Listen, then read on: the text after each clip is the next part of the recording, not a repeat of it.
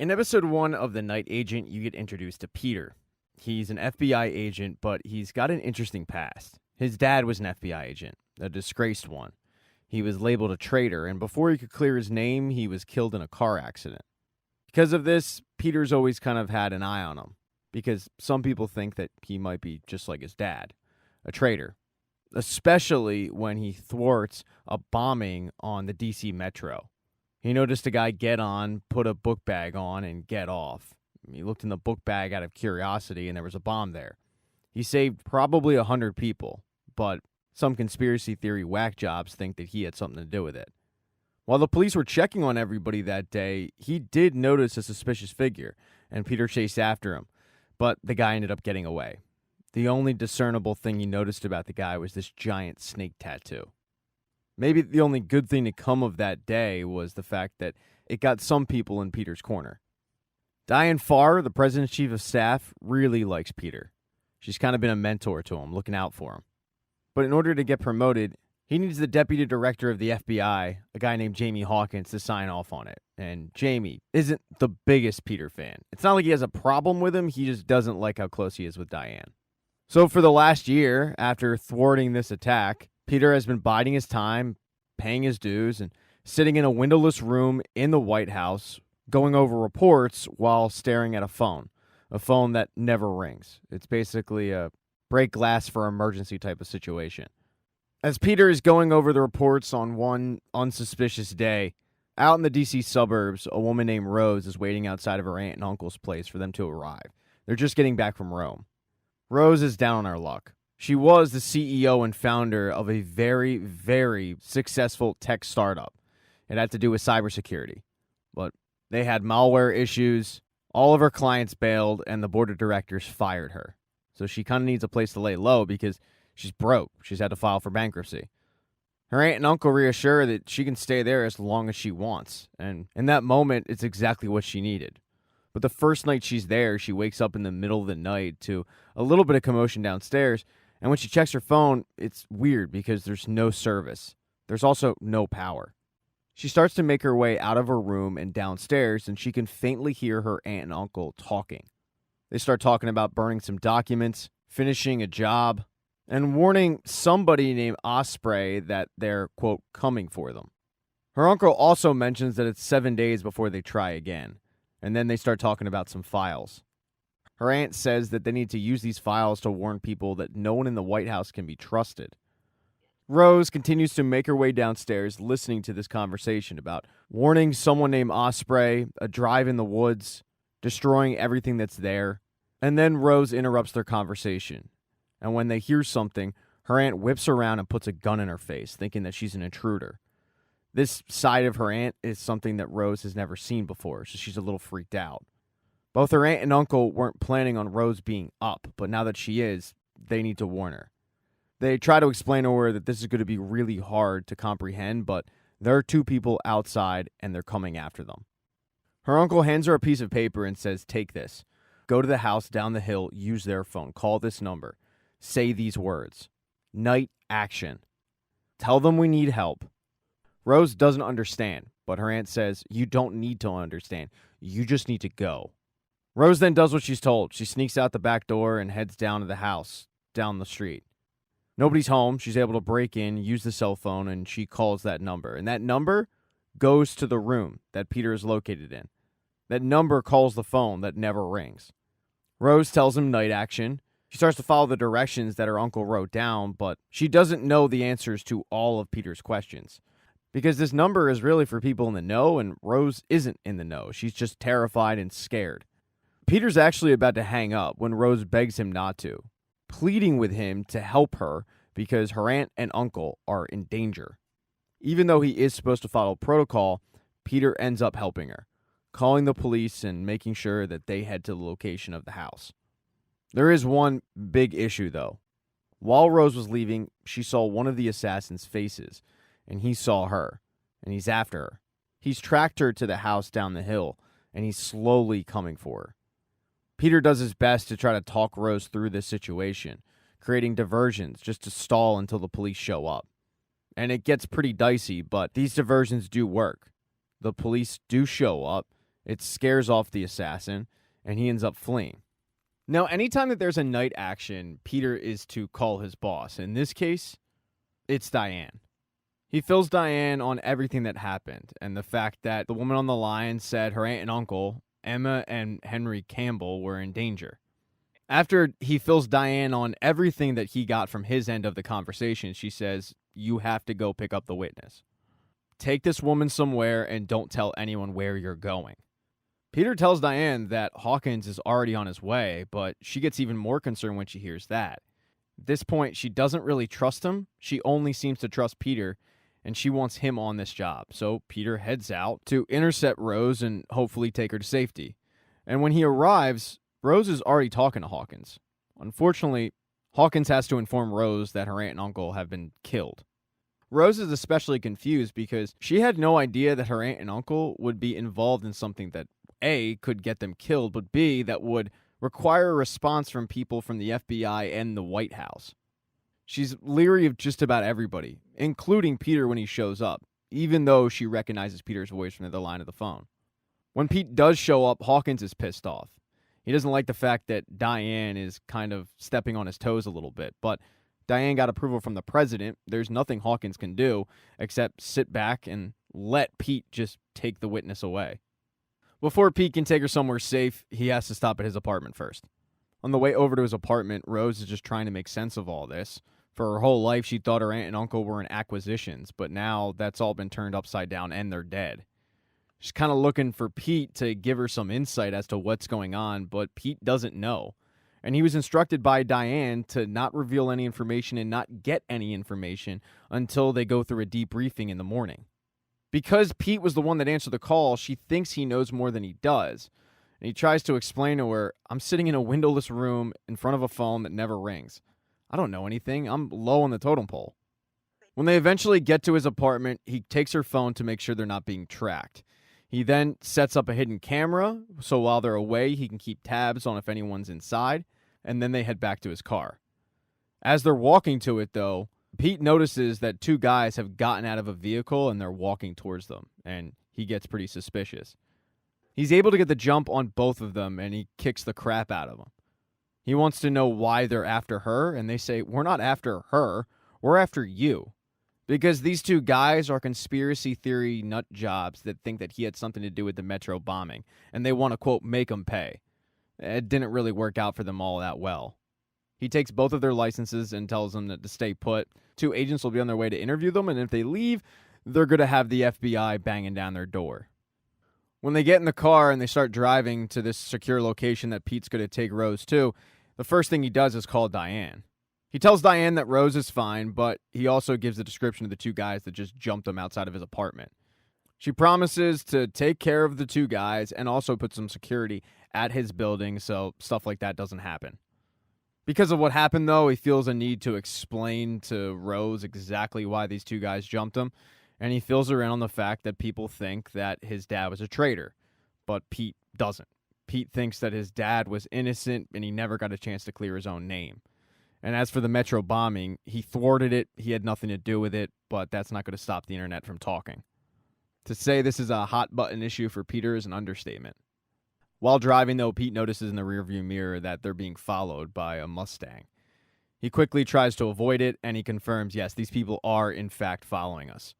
He tries losing their tail, and then they start shooting at him. As the guy is shooting them, though, Rose confirms that that person is, in fact, the guy from her aunt's house. Now she's really concerned. How did these people find her is the big question. Doesn't matter. They need to lose these people ASAP. There's one driving, one shooting, and they're hunting them. The good news is the FBI has trained Pete for this situation. He creates a car wreck where he avoids the wreck, and the assassins end up getting in the wreck. This allows them to lose the tail and get to that secure location, which is Pete's buddy's Airbnb. When it dies down a little bit, Pete tells her, "Hey, get some sleep. You need to be well rested for this debriefing." But she wants answers. She wants to know what the hell is going on, why these people are after her, why they were after her aunt and uncle. Pete just doesn't have those answers. The only thing he can tell her is that night action is a counterintelligence program. He answers the phone for night agents in distress, and then he just reroutes the call. And people that work in acquisitions don't have that phone number, and they definitely don't have the codes, which means Rose's aunt and uncle were night agents, a.k.a. they were spies. She's got a bunch of other questions, but Pete doesn't have the answers to any of them. Eventually, she gives up questioning him, and she does go to bed. And Pete is left keeping watch, but also keeping tabs on his apartment. Late in the night, he sees somebody on his hidden camera. Someone's broken in. It's two people. They're masked. He has no idea how they got there. He calls Diane. He tells her that there's two guys in my apartment, and she sends in the two people that were paid to keep watch. But once they get in, the intruders are long gone. He can tell that it's the same people that were shooting at him and Rose in the car. And one of the concerning things is, how do they know where to find him? This video, though, ends up helping him out a little bit. He was able to zoom in on one of the intruder's fingers, and he notices a very distinctive ring. He might be able to use that ring to find out who exactly these people are. The next morning, Pete is able to deliver Rose safely to the debriefing. It's in an FBI safe house. Diane is there, as well as Hawkins. Pete's planning on leaving, but Rose actually requests that he stay. And since Diane thinks it'll make her feel more comfortable, she allows it. While Pete is staying, though, he's not going to be in the room for the interrogation. And Rose gets really concerned when she hears that. Even though Pete says to her, "You can trust these two," she doesn't. It's because of what she overheard her aunt say about there being a mole in the White House. She reveals this to Pete because at this point she kind of trusts him, but the issue is she doesn't know who the mole is. Ergo, she doesn't know who she can trust. So she goes into the meeting, and she goes alone, and Pete is standing outside of the door, but she's not planning on giving them any information that they can actually use. As for the two assassins that were after them, well, it's a man and a woman, and they show up at an unassuming house in the DC suburbs. They tell the woman who lives there a story about how the female assassin grew up there and they want to check out the house. But that was just a way to get inside. And once they do, they kill that woman. They then go to retrieve what they came for, which is a duffel bag, and they leave. The male assassin then texts his handler, "Done?" And he texts back, "Good. Now get back to DC and finish what you started." And the assassins are planning on doing that. In episode 2, the questioning of Rose goes on, and they get nowhere. And what it boils down to is she doesn't want to give any information, but the information she does give isn't sufficient enough for Hawkins. He thinks that she knows more, and in reality, she doesn't know all that much. After a bit, Rose gets so frustrated that she gets up and storms out.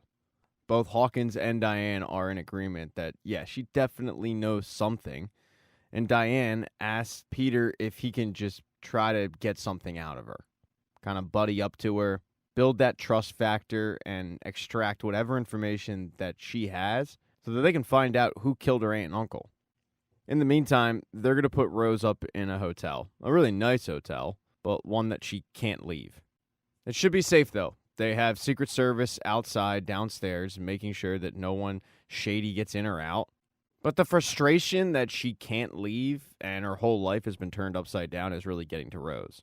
And all she's caring about at the moment is just staying alive. Peter urges her to go and tell his bosses what she knows, but she's not going to do it because she believes that what her aunt said is true. There is somebody in the White House who's a mole. And if she can positively ID an assassin, then that's not going to be good for her. She's not going to be breathing too much longer. Peter turns around to leave, and Rose asks him, "Where are you going?" Peter explains that he has to go to work. And Rose doesn't want Peter to leave. While she doesn't 100% trust him, she trusts him more than anyone she's met. And now he's bouncing out, and she has no idea whether they're going to see each other again. And Peter admits he doesn't know whether they're going to see each other again. But he's got orders, and she is protected downstairs. He tries to put her mind at ease. It doesn't really work. Peter then leaves the hotel, and he heads back to the White House. He needs to attend a briefing with Hawkins, Diane, and two other higher-ups from the president's office because the president wants to know what's the latest. The latest that Hawkins has is the fact that the Campbells did work for them at one point. The fact that they worked acquisitions wasn't a total lie. They would recruit foreign assets domestically, but they retired a few years ago. And Hawkins says that if their niece was calling night action, then they were doing something off the books. Hawkins gets his back up against the wall when they simply ask him if the Campbells had made any enemies when they were overseas. And he confidently says no. When they follow up and ask how he knows this, he just says, "That's not how it works." At the moment, it's not the best look that all Hawkins has is basically what's in the Campbell's file and a few hunches. He wants to go and take another crack at Rose, but Pete steps in and says, "Don't you think she's been traumatized enough?" And Hawkins yells at him that he's lucky to be in this meeting. Diane is convinced that Hawkins knows something that he's not sharing, but he says, "No, that's it. That's all I know so far." When everybody leaves the room, it's just Diane and Peter, and she tells Peter that she wants him to double-check Hawkins' work. She's going to get Peter the case files of the Campbells, and he's going to look it over while he sits in that windowless room.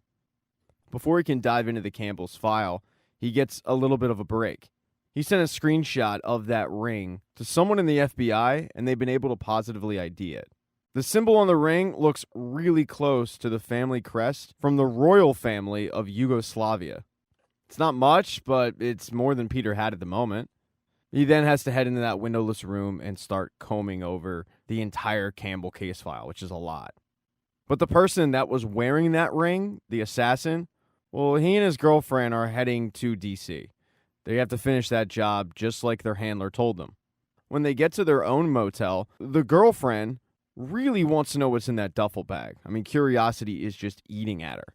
And the male assassin, he just doesn't care. He's found in his profession that it's better to just let sleeping dogs lie.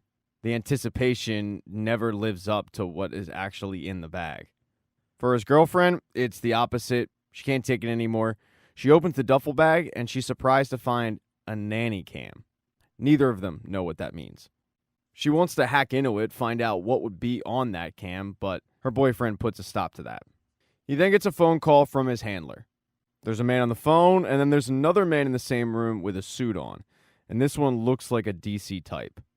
They give a call to the assassin because they've gotten word on where Rose is. They're going to send him over the information, and they urge him to finish the job this time. The assassin, though, doesn't recognize the suit's voice, and he asks his handler, "Who's the other guy on the phone?" His handler doesn't give up a name. He just says it's somebody with a vested interest on making sure that you finish what you started. Once they get off the phone, this suit asks the handler how trustworthy these two assassins are. And the handler says, "Well, in 8 years that I've been using them, I've never gotten one complaint." But the fact that Rose is out there seems to be really, really concerning to this DC suit. But the target, Rose, well, she's in that hotel, but she can't sleep. She calls the one person that she feels like at the moment she can trust, and it's Peter. She memorized the night action phone number from seeing it one time, which blows Peter away. He can't believe that she's got a photographic memory like that.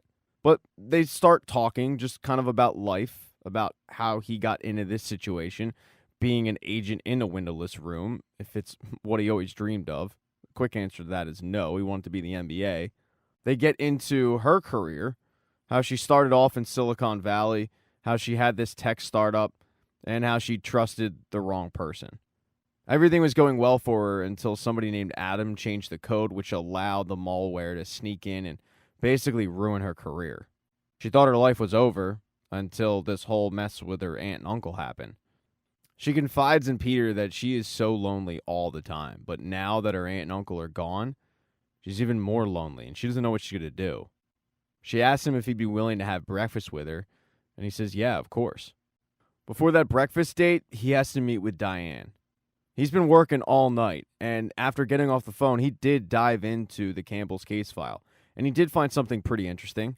Hawkins was their contact. He was their handler, and he's never mentioned it once. He's never even acted like he knew them. He acted like he knew of them. That's really the only thing he's been able to find, though. He has no idea who killed them. But he has to run because he has to get over to the hotel to meet up with Rose. When he gets there, though, he gets pretty concerned because the Secret Service are gone. And then the lights in the hotel go out.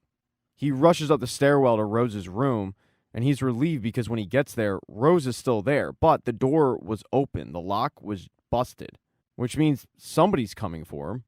He doesn't want to sit back and wait to find out who it is. And while trying to sneak Rose out of the building, they get eyes on the assassin. The same one from the Campbell's home, the same one on the road. They start a little bit of a firefight as Peter and Rose try to get out of there. It gets pretty dicey, but Peter and Rose narrowly get away. There is one issue. Rose at the time was wearing a bathrobe, so they need to sneak into a DC boutique and get her some actual clothing. When they get into the changing room and they have a little bit of time to talk about what just transpired, Rose tells Peter that he needs to call the White House to find out who pulled her Secret Service detail. Peter calls Diane, and Diane puts Peter on speakerphone with the two heads of the Secret Service, a guy named Ben and a guy named Nathan. Peter tells the trio what just happened, and everybody in the room is surprised to hear that the Secret Service detail was pulled. They don't know how it happened or who ended up giving that order. But what they do know is the only people that have the power to authorize that are Diane, the president, Ben, Nathan, someone named Director Willett, and then finally, Deputy Director Jamie Hawkins. It's pretty clear to Peter who is the guilty party here. Nathan steps away to call Hawkins' office, but they tell him they have no idea where Hawkins is. That causes a lot of urgency to find out where Hawkins is and for him to explain himself a little bit. Knowing that they're in danger, Diane asks Peter where he is because she wants to send somebody to pick them up. But Peter's not doing that. He tells Diane that he's not going anywhere or telling her anything until they get this crap under control. And even though Diane gives him an order, he ignores it. Because the original order that she gave him was to keep Rose safe at all costs, so he's going to do that. This whole situation's become way more serious than Rose expected. She knows she needs to find out what her aunt and uncle were into. There's really only one way to do that, and that's to go back to her aunt and uncle's house. So that's where Peter and Rose head. It's in her aunt and uncle's house where Rose finally opens up to Peter. She finally trusts him enough, so she tells him everything that she heard that night from her aunt and uncle about Osprey, what was happening in the White House, and then something about files and an engineer. There's also the matter of her aunt saying it was only 7 days before it goes down again. None of that really makes sense to Peter, so he asks Rose, did they say anything else? And she says, yeah, my uncle said something about a drive in the woods. And Rose thinks that what he meant by it was driving into the woods, but Peter realizes no, he meant a computer drive hidden in the woods. And it turns out Rose knows exactly what that means because her uncle had a cabin in the woods. So if there's a computer drive, she knows where it would be. Maybe that has the answers to their issues. They drive out there, they start looking around, and Peter is able to locate the drive. For a computer wizard like Rose, this shouldn't be an issue, but it is, because the drive is heavily encrypted. The only thing she can do is see the files, but she can't see in them. The one file, though, catches Peter's eye. It's file number 2781. And 2781 was the number of the train car that exploded in the metro station, the one that he thwarted. He doesn't think it's a coincidence. And now he's convinced that Rose's aunt and uncle were investigating it. He needs some help, so he calls the 9 action line and they put him through to Diane Farr. Diane informs him that it was Hawkins who called off her Secret Service detail. There was an order issued from the computer in his office. He wasn't able to confess because Hawkins is dead. He was shot 6 times in the back, just like Rose's aunt and uncle. Diane then asks Peter, why are you calling me? And he says, we found a hard drive and it's encrypted. And I'm pretty sure it has something to do with the metro bombing. Diane is legitimately worried for the safety of both Rose and Peter. She orders Rose and Peter to come back, and it's something Peter definitely has to think about. But what nobody knows is that before he was killed, Hawkins paid a visit to the assassin's handler. In episode 3, after thinking about it for a short time, Peter tells Diane that they'll be at the White House in an hour, which is something that Rose is against. She doesn't trust Diane. When they get off the phone, Rose rips into Peter for telling Diane that they'll come in, and he reminds her that it was an order. He didn't have a choice. But what he can't wrap his head around is what happened to Hawkins. Not so much that he was killed, but the fact that he turned, because he had a spotless reputation. So what caused him to all of a sudden work for the other side? He also points out that she doesn't have the resources to access the drive. So if they want to find out what's inside, they're going to have to go in, because the White House does have that access. And then finally, he trusts Diane. A year ago, Diane came to him and offered him this position. She didn't judge him on who his dad was. She judged him on who he was. So he's loyal to her. He decides to call Diane up and tell her that Rose is just a little jumpy at the moment. He asks her, why was Hawkins in that field? They don't have any information as of now. Diane reverts the conversation back to Rose, asking Peter, what do you want to do about her? And Peter says, just give us till 10 a.m. After they hang up the phone, Diane has to go and attend the presidential briefing about what went down with Hawkins. One interesting person who's in this briefing is that guy that was on the phone with the assassin's handlers, the guy who had a, quote, vested interest. So not only is he a DC type, he works as a pretty big high up in the White House. When they wrap up the briefing, the president pulls Diane aside because they have a little bit of a history together, a good one, and she asks what's the latest with Rose, and Diane fills her in.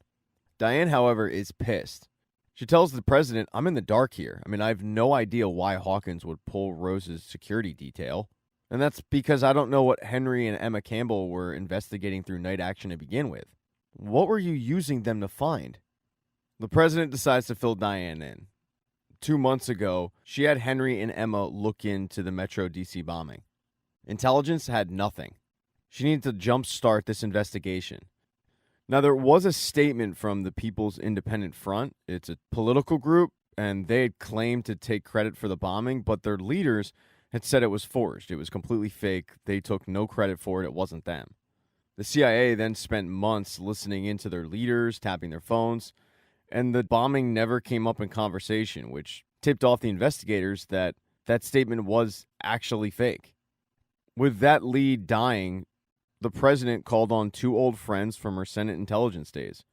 What the Campbells ended up finding was the fact that they suspected somebody inside the White House was involved with the Metro bombing. After getting this information, Diane's a little surprised, but she goes home because the next morning she has to be in the office at 10 a.m. for Peter's arrival. Although Peter and Rose don't show up. While Peter trusts Diane, he needed to make sure. He called Diane from his cell phone, something that she would be easily able to track. So if Diane is in fact working for the other side, they'll know if anyone shows up. Early in the morning, Peter and Rose find a hill in the woods to keep an eye on the cabin. And to Peter's surprise, the 2 assassins show up. They're posing as injured hikers, but from afar, Peter recognizes them. Neither Peter or Rose want to stick around, so they end up running over to the car that they stashed and waiting for the group to leave when they figure out that the cabin's empty. They do end up seeing the assassin's car leave. Peter writes down the license plate number, but when the dust settles, he can't believe that Diane had betrayed him. Rose certainly can. She thinks it's pretty obvious, but even after what Peter said about this being the proof that he needed, he still doesn't really believe that it was Diane. There had to be some reason, some other explanation. Either way, Peter knows that he can't take Rose to the White House. He doesn't know he can trust there. So as of now, they're on the run. Peter does have a friend in the police force he can call on to run a license plate for him. At this point, for Peter, the 7 stages of grief are starting to set in. He already went through denial. Now he's at acceptance. But what he can't figure out is how he didn't see it. And what really bothers him is, if he didn't see it, what does it say about him? But Rose now is also willing to look at the other side. She says, devil's advocate, Diane was innocent. That means somebody was able to look at her call log and they tracked us from your phone. So we still can't trust her to keep the hard drive safe, not until we crack it. We also have to figure out who Osprey is and what's happening in 5 days. But all isn't lost, though. Rose does have an idea. She needs to get access to that drive, but her computer doesn't have the capability. So she poses a bold move. She is going to go on the run. Peter is going to show up at the White House so he doesn't raise red flags, and he's going to tell them that she ditched him. Peter is then going to give Diane the drive, and at some point, Peter is going to sneak into Diane's computer and put some software on it that allows Rose to remotely access whatever is on it. That way, when the drive is opened up and the encryption is taken off, Rose will be able to access all of the files and wipe it clean. Peter's really hesitant to do this because if he gets caught with his past regarding his dad, it's not going to be a good look. But Rose convinces him that it is the best move. Right before they go their separate ways, they agree on a meetup spot, and then Peter moseys on into the White House and starts phase 1 of this plan. After debriefing Diane and handing over the drive, he texts Rose that the police are after her. They have a description of what she looks like, so lay low. She decides to do that in a diner. Probably not the best place considering cops eat there, but it is a place with Wi-Fi that she can use so that when Peter does put that spyware into Diane's computer, Rose will be easily able to access it. In order to do that, though, they're going to have to distract Diane, which means Rose is going to have to call the night agent phone line and get Diane on that phone, which will allow Peter to swipe Diane's badge to get into her office.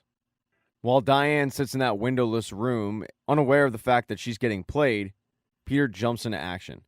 He tells Diane that he's going off to track Rose's phone when in reality he's sneaking off to go to Diane's office. Following the instruction that Rose gives him, he puts in that spyware and it allows Rose to grab all of the files before she's caught. When it's all done, Rose just hangs up on Diane, telling her that she's not coming in. As soon as Rose got the files, she left that diner. She wasn't going to stick around. She had to get to a safe space to find out what was on those files. There is a problem, though. Peter really messed up. He left the flash drive in Diane's computer, and Diane quickly realizes what happened. She goes and confronts Peter about it because she feels completely betrayed. She can't believe she trusted him, and now it turns out he's working for somebody else. But the whole thing was just a giant miscommunication because Peter obviously thought that he couldn't trust Diane. He explains himself to Diane, tells her why they thought that she was after him, and he's got a pretty good reason. She was the only one who knew where they were. But it turns out Diane didn't send those people. What she fears is that her phone has spyware on it, and that somebody was tracking her, listening to her calls, and was able to figure out where Peter and Rose were. They decide to put all their cards on the table. Diane fills Peter in on exactly what she heard from the president regarding what was going on with Rose's aunt and uncle. She doesn't know who this mole is in the White House, but clearly they're senior enough to get spyware on her phone. Peter then tells Diane the plan with Rose grabbing the files, and since they seem to be on the same side, Peter and Diane go to link up with Rose at the motel that Rose went to comb over what she could find. She was able to find an address for a place. She writes that down, but she's surprised when there's a knock at her door and it's Peter, but also Diane, because at this point, she doesn't know that she can trust Diane. Peter urges Rose, though, to just hear Diane out, and Diane says, if you want answers, I've got some. Now, while Diane is filling Rose in on what her aunt and uncle were up to, Ben Almora, the head of the Secret Service, was on another mission. He called up one of his agents named Chelsea Arrington. She's in charge of the detail regarding the vice president's daughter. He tells Chelsea that he's sending over an agent named Eric Monks to be on that detail. Eric Monks is a Secret Service legend. He took a bullet for the president. He's been on rehab. And Almora tells Chelsea that he just wants to kind of integrate Monks slowly back into the role. So he's going to put him on what usually would be looked at as a thankless, low-level detail. Chelsea's pretty young, but she takes her job very, very seriously. She's also built a really good rapport with Maddie Redfield, the vice president's daughter, who's at Georgetown. Double major, studying poli-sci and art. She's trying to be as normal of a student as possible, but it is tough with a security detail.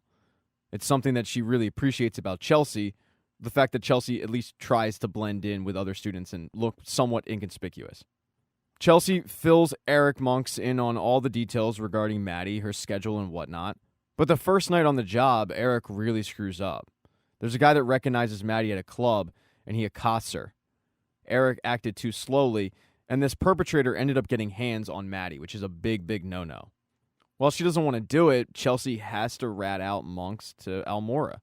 Chelsea doesn't think Monks is ready, but Ben Almora does. But they have a past. Ben Almora and Monks used to be partners. So whether Chelsea likes it or not, Monks is going to stay on the detail. This whole situation, though, reeks. Chelsea meets with one of her friends at the CIA, and she asks him for a favor. She wants to know why exactly Eric Monks has been assigned to this detail. She doesn't believe what Almora is telling her.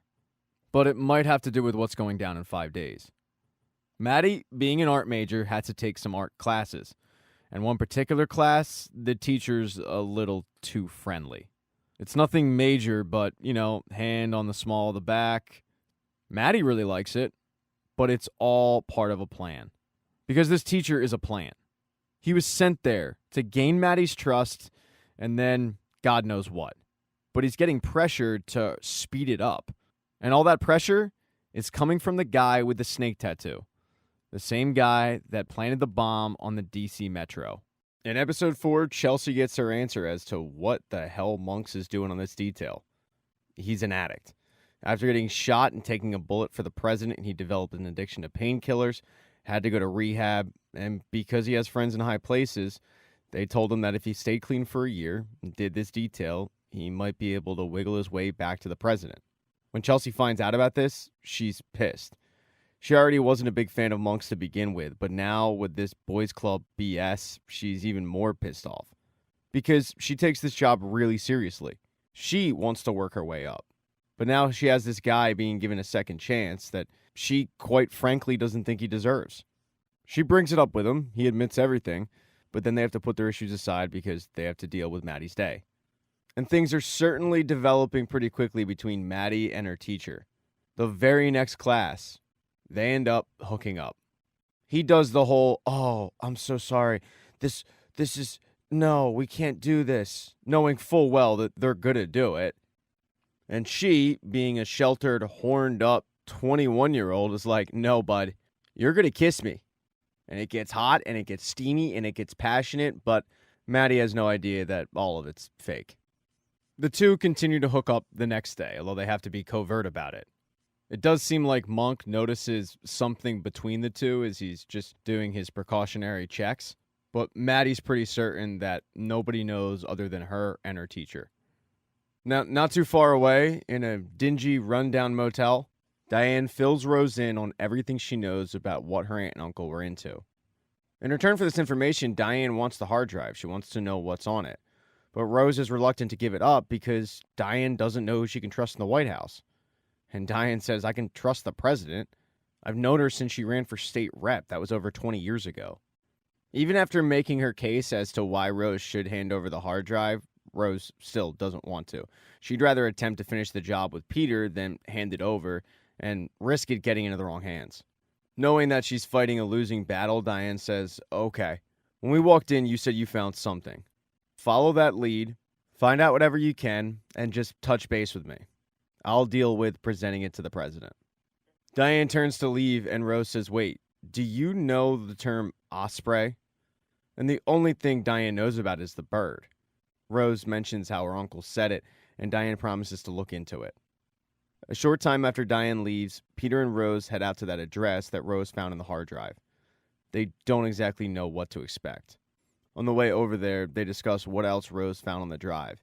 There were thousands of files, but there was one in particular that caught her interest. It was a file on Omar Zadar.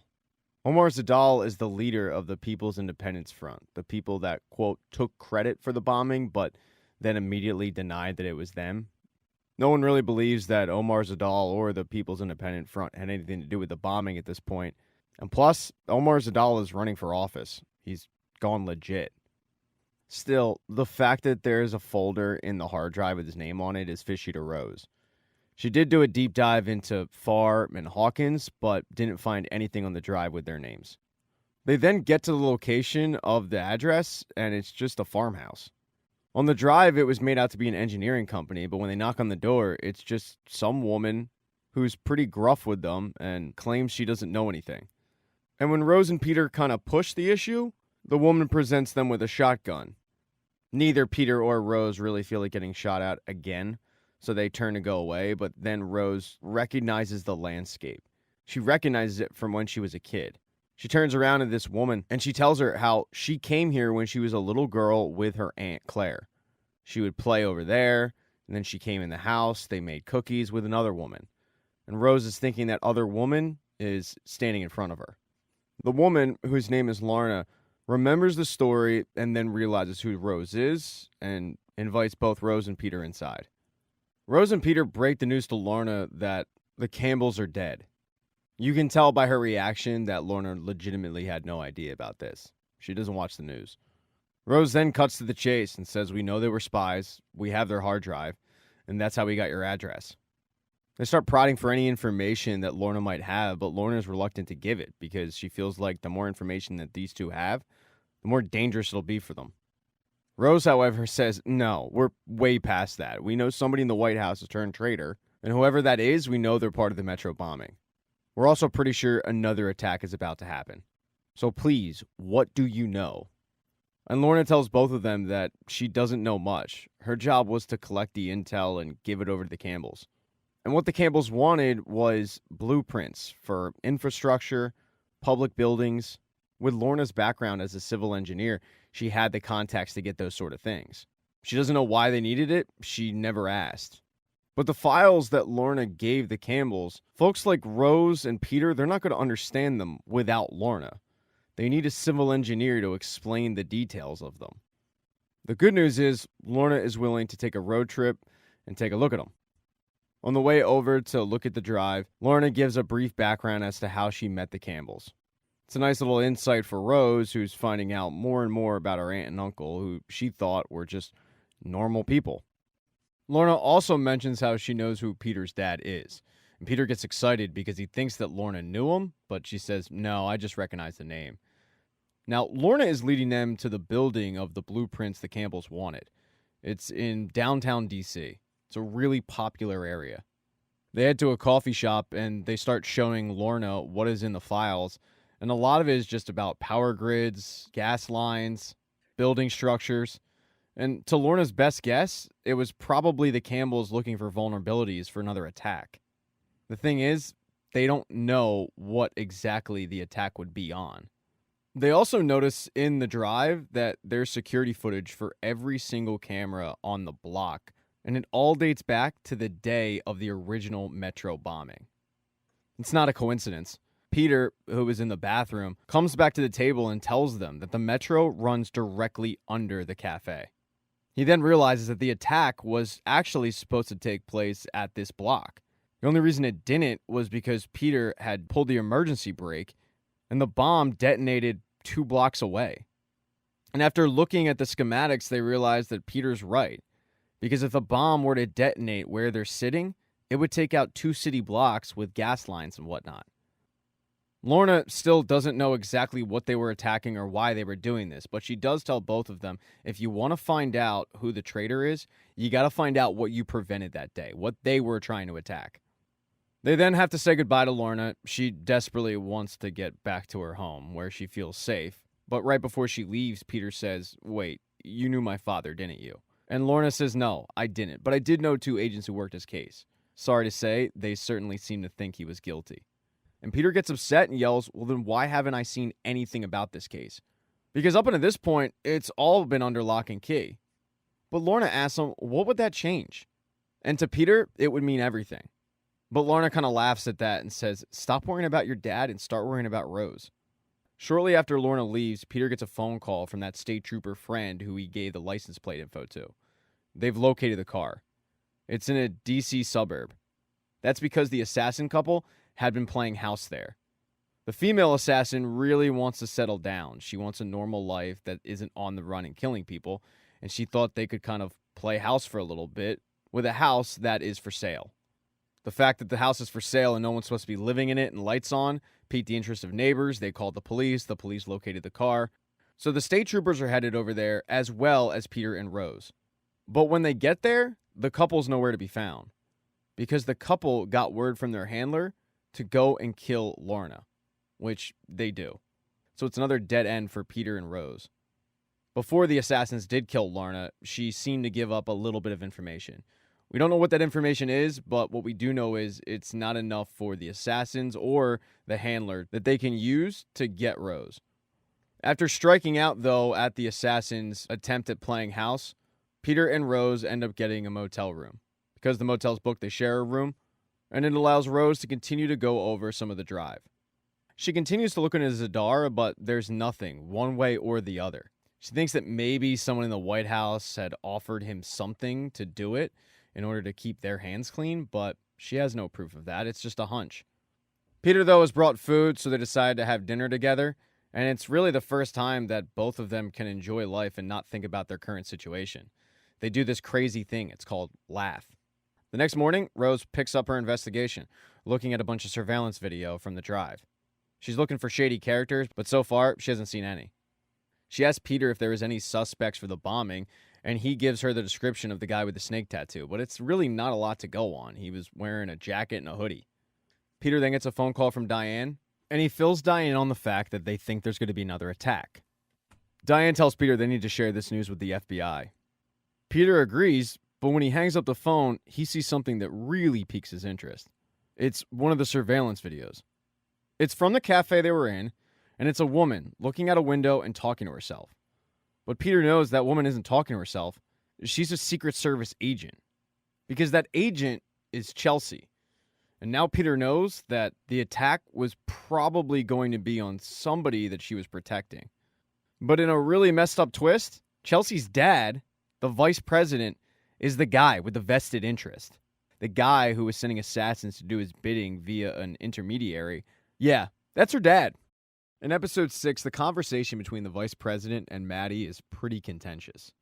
Maddie really wants to go off and study abroad in Italy, while her dad puts down the hammer and says, no, you're coming with me and traveling around to political rallies. We have to show a unified front for the re-election campaign. Even though these two clearly do not have a good relationship, when the cameras are put in front of them, they put on a good face. Maddie, however, is miserable. And it's something that Chelsea definitely knows. When her dad finally leaves and Maddie is able to get back to her dorm room with just her and Chelsea says maybe there's something we can do to come up with an excuse so you don't have to go. But Maddie says, no, I'll go, like always. It's something that Chelsea just doesn't understand. She doesn't know how she does it. Faking it like that, it's tough, and she knows that it's tough. In the middle of trying to console Maddie, Chelsea gets word on the radio that there's an FBI agent there to talk to her, and it's Peter. She kind of recognizes Peter, and he introduces himself, and he asks about her whereabouts the day of the metro bombing. What he really wants to know is, who was she protecting? And Rose just blurts out, was it Maddie Redfield? Because that's who they assume Chelsea's supposed to protect. But Chelsea isn't willing to give up that information, not without a formal request. She's very by the book. Peter even reveals that they have reason to believe Maddie is in danger, but they don't have specifics of that. They just think that it was Maddie who was the target that day of the metro bombing. Still, Chelsea isn't willing to reveal any information, especially with a civilian standing right there, the civilian being Rose. Peter tries everything. He even tries dropping Diane Farr's name, but it doesn't work. Chelsea says that she has to run this conversation up the flagpole, and if she does get clearance, she will tell Peter what he wants to know. She takes his number, but until she gets that, she's not revealing any information. The three then go their separate ways, with Peter and Rose heading off to the Georgetown Library, and Chelsea going off to call Ben Almora, the head of the Secret Service, and tell him about Peter's little visit. When Ben hears that this was all Diane Farr's idea, he gets livid. He goes and confronts her. He doesn't like the fact that Diane has her agents confronting his agents about whereabouts, what they were doing, who they're protecting, all of this without the chain of command's approval. He demands to know exactly what Peter is getting himself into. But she's not about to do that, especially after what Ben's people, the Secret Service, did to Rose in the hotel by abandoning her. She basically tells him, mind your own business, but he's not going to mind his own business. He's alerted the vice president and the president about this. A little while later, the president, the vice president, the FBI director, and Almora all meet with Diane. Almora fills the group in on what exactly Peter's up to. The fact that he arrived on Georgetown's campus, along with Rose Larkin, claiming that he's under assignment from Diane Farr, and it has to do with an attack on Maddie. The group all looks to Diane for an explanation, and the only explanation she gives is that after what happened with Rose, she put Rose under the protection of the only person she can trust, and that's Peter. The vice president, though, is especially annoyed. He demands to know what exactly Peter is doing around his daughter, but Diane doesn't know. She hasn't heard it from him. Ben and the vice president both want to bring Peter in to question him on exactly what he's got going on. Diane, meanwhile, tells the president Peter's loyal. He'll report in. I'll have an answer to all of this by the end of the day. Before making her decision, the president wants to speak to Diane and Diane alone. With no one in the room, Diane tells the president Peter's clearly onto something. They picked up whatever the Campbells were doing, and they're carrying the case. I don't know how that led him to Maddie Redfield, but it did.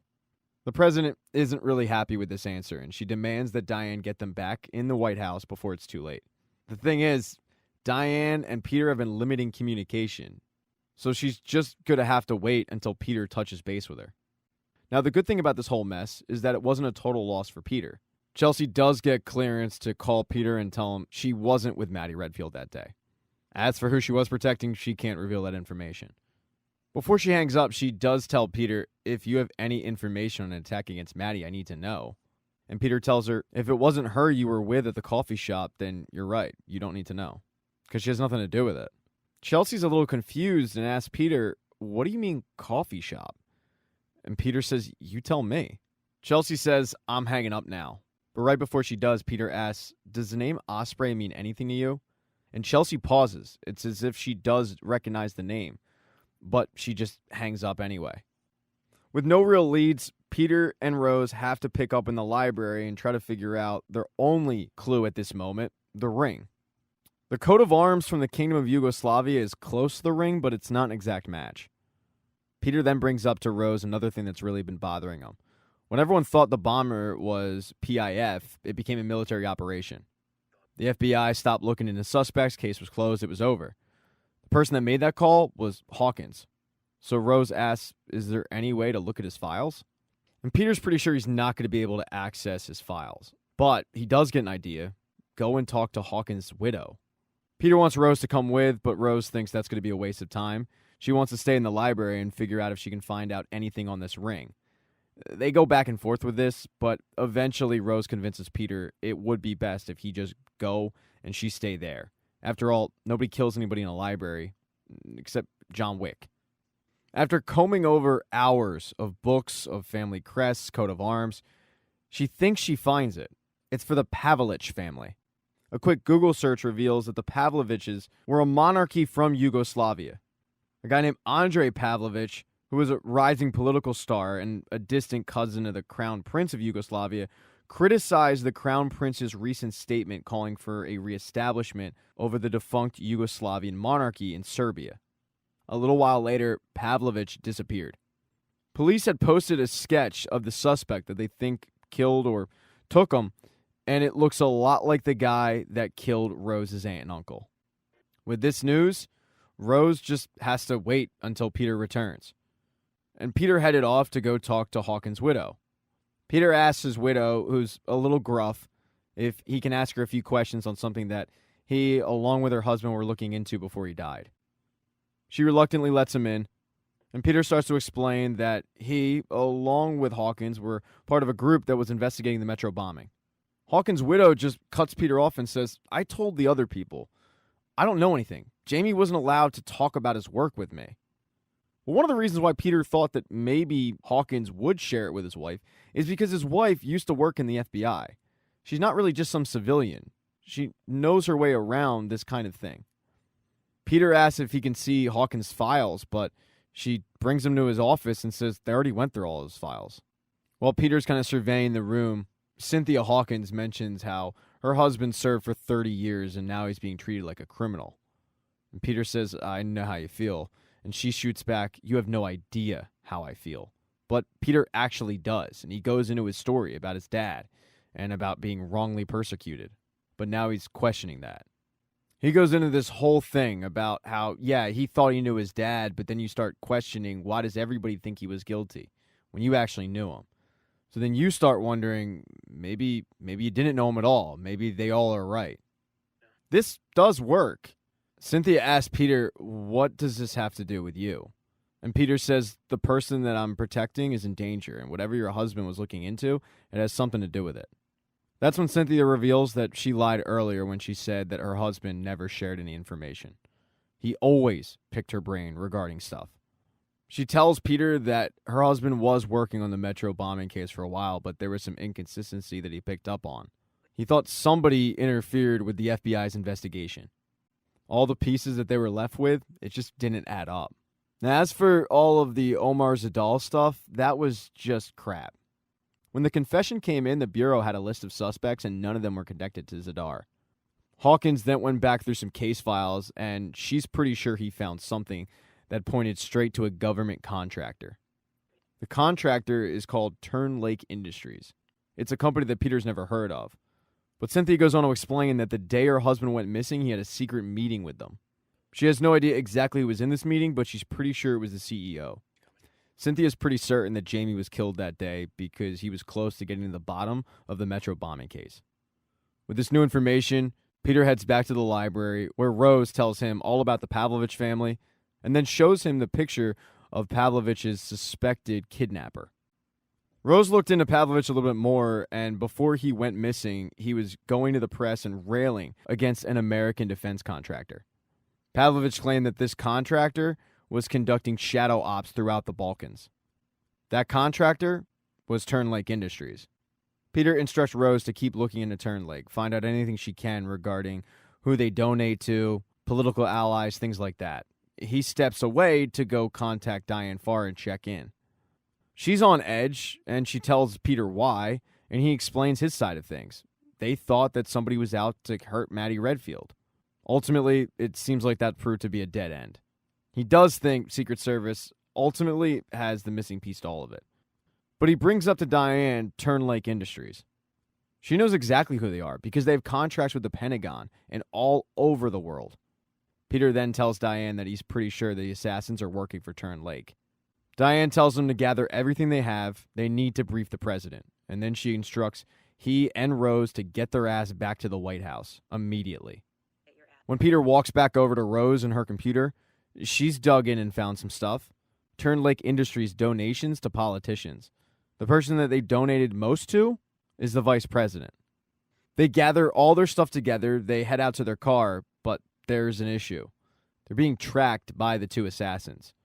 When word got out that Peter was in Georgetown, he wasn't all that hard to find. So while they're heading back to the White House, they're doing so with company. Now, as for the other party in Georgetown, Maddie and Chelsea, Maddie's planning on meeting her teacher that night, although she's playing it off like she's going to an art show. While Chelsea is accompanying Maddie all over campus to her classes, Eric Monks had to head back to the White House and do his drug test, but he also meets with Ben. The two are friends, but Ben has to show Eric the report that Chelsea put together about what went down in the bar, and it doesn't paint Eric in the best light. Ben isn't really worried about Eric's job. He's just worried that he's in the right headspace to do it.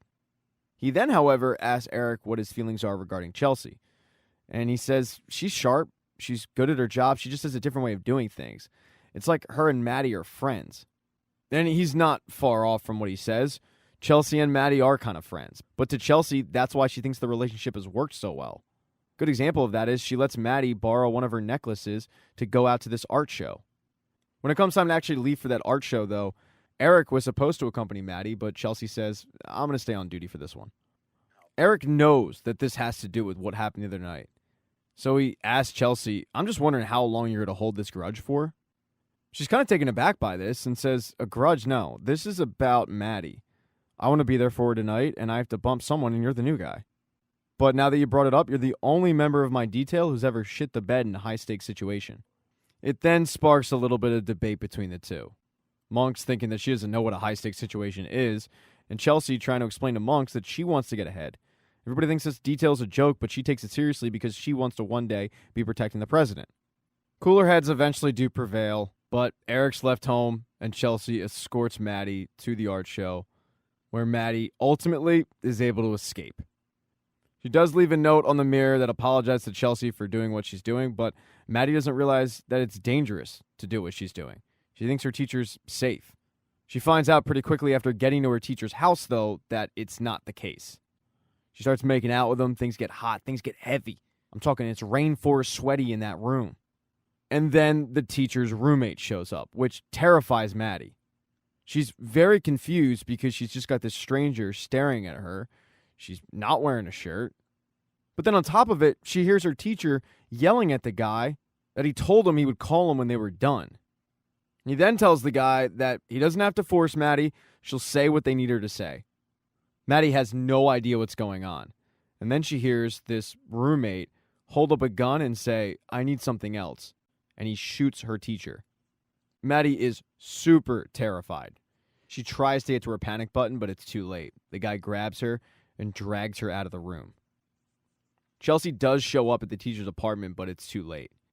When Maddie went missing, it was a perfect opportunity for Eric Monks to kind of rub it in her face, but he didn't.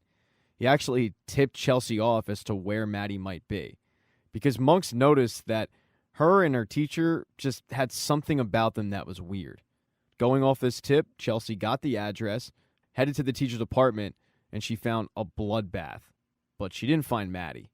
In episode 6, the FBI comes into the apartment, and along with Chelsea, they start looking into the disappearance of Maddie. Now, while Monks could really be a detriment in this situation and rub it in Chelsea's face, he doesn't. He tries to be the ultimate partner, helping her figure out exactly what happened to the vice president's daughter. With Monk's experience, it's a good thing that he's willing to be Chelsea's second in command because he knows that they don't have a lot of time. They start looking around the apartment for some clues, and what they find are drawings of Maddie. And that's when Chelsea gets really down on herself because she realizes that this teacher had been grooming Maddie for quite some time and Chelsea never picked up on it. She starts beating herself up over this, and Monks tries to make her feel better, but Chelsea isn't in the mood for a pep talk. She kind of snaps at Monks a little bit. Monks says to her, hey, take some advice. Don't bottle this stuff up. It's best to actually open up to your partner. Trust me, I know from experience. Chelsea, however, isn't willing to open up to Monks quite yet. They keep looking for clues, and they do find some. It's drawings of another person, and there's a lot of them. One drawing in particular has this guy without a shirt on and a very recognizable snake tattoo. But the tattoo isn't what gets Chelsea's eye. It's the symbol behind him. She recognizes it. Something in Maddie's room. She's not quite sure what, but she does want to go investigate it. They go to leave this apartment to head back to Maddie's dorm to try to find some hint of what that symbol does mean, but Ben Almora shows up and tries to put the kibosh on it. He wants to let Chelsea go from the investigation. Ben heaps all the blame on Chelsea because, after all, she was the one in charge of the Secret Service detail, the detail that let Maddie Redfield escape but that ultimately led to her kidnapping. So it's understandable of why he puts the blame on her. But when he tries to put Monks in charge, Monks fights him on it. And he says, no, Ben, you're not going to do that. If we want to find Maddie, which is the ultimate goal, we need Chelsea. Chelsea knows Maddie better than anybody. So if you want any hope of finding the vice president's daughter, you'll keep her on this detail. Almora reluctantly agrees to Monks, but does tell him she can stay, but you're in charge. And you would think that Monks coming to Chelsea's defense would actually be a good thing, but no, she doesn't take it like that at all. She gets pissed off. And when she gets to Maddie's dorm room, she can't keep it in anymore. She feels like, from the conversation that she just heard between Ben, herself, and Monks, that it's pretty clear Ben and Monks have been talking about Chelsea and been talking about what kind of job she's done. And she feels like she hasn't been portrayed correctly, that she's not good at her job because she's close to Maddie. Because of this, she gives Monks a lot of attitude, but Monks realizes in this situation that Chelsea isn't actually mad at him. She's mad at the situation. She's stressed out and she puts a lot of blame on herself. So while she might be giving him a lot of attitude, he doesn't really fight her on it. He tries once again to give her a pep talk, telling her that you can't protect a protectee from themselves. This time, his little pep talk does work. She ultimately apologizes reluctantly and admits that she's not mad at him, she's just mad at the situation, and then they're able to get back on track with looking for this symbol. Through talking it out, she remembers that Maddie keeps a secret box hidden in the ceiling, and it's stuff that she doesn't want anyone to find out about. So if Maddie didn't want Chelsea, someone she's close with, to find out something, she would likely keep it in that box. Chelsea goes, she locates the box, and sure enough, she finds a pamphlet for an environmentalist group called New Leaf. Maddie did talk to Chelsea briefly about New Leaf, about how some boy invited her to one of their meetings, but she wasn't planning on going. Guess it was important enough, though, to keep the pamphlet. When they turn to the back of the pamphlet, there's a note written that says, I really hope to see you there, -PB. And that's from the professor. Monks does a quick Instagram search and finds out that the professor was the head of the DC chapter of New Leaf. And New Leaf does have some credibility. They recently staged a sit-in at a refinery for months, and it worked. So this group has been gaining traction all over the country. But on that same Instagram page, it's another picture that catches Chelsea's eye. All the way in the background, you see a guy without a shirt who's sporting a very noticeable snake tattoo on his ribcage. They feel like if they find this guy with the snake tattoo, they might be able to locate Maddie. And at the same moment that they're looking for clues, the vice president is being informed about Maddie's abduction. At first, he thinks it's nothing more than her running off, but then he legitimately gets concerned when he finds out that she was abducted and her teacher was killed.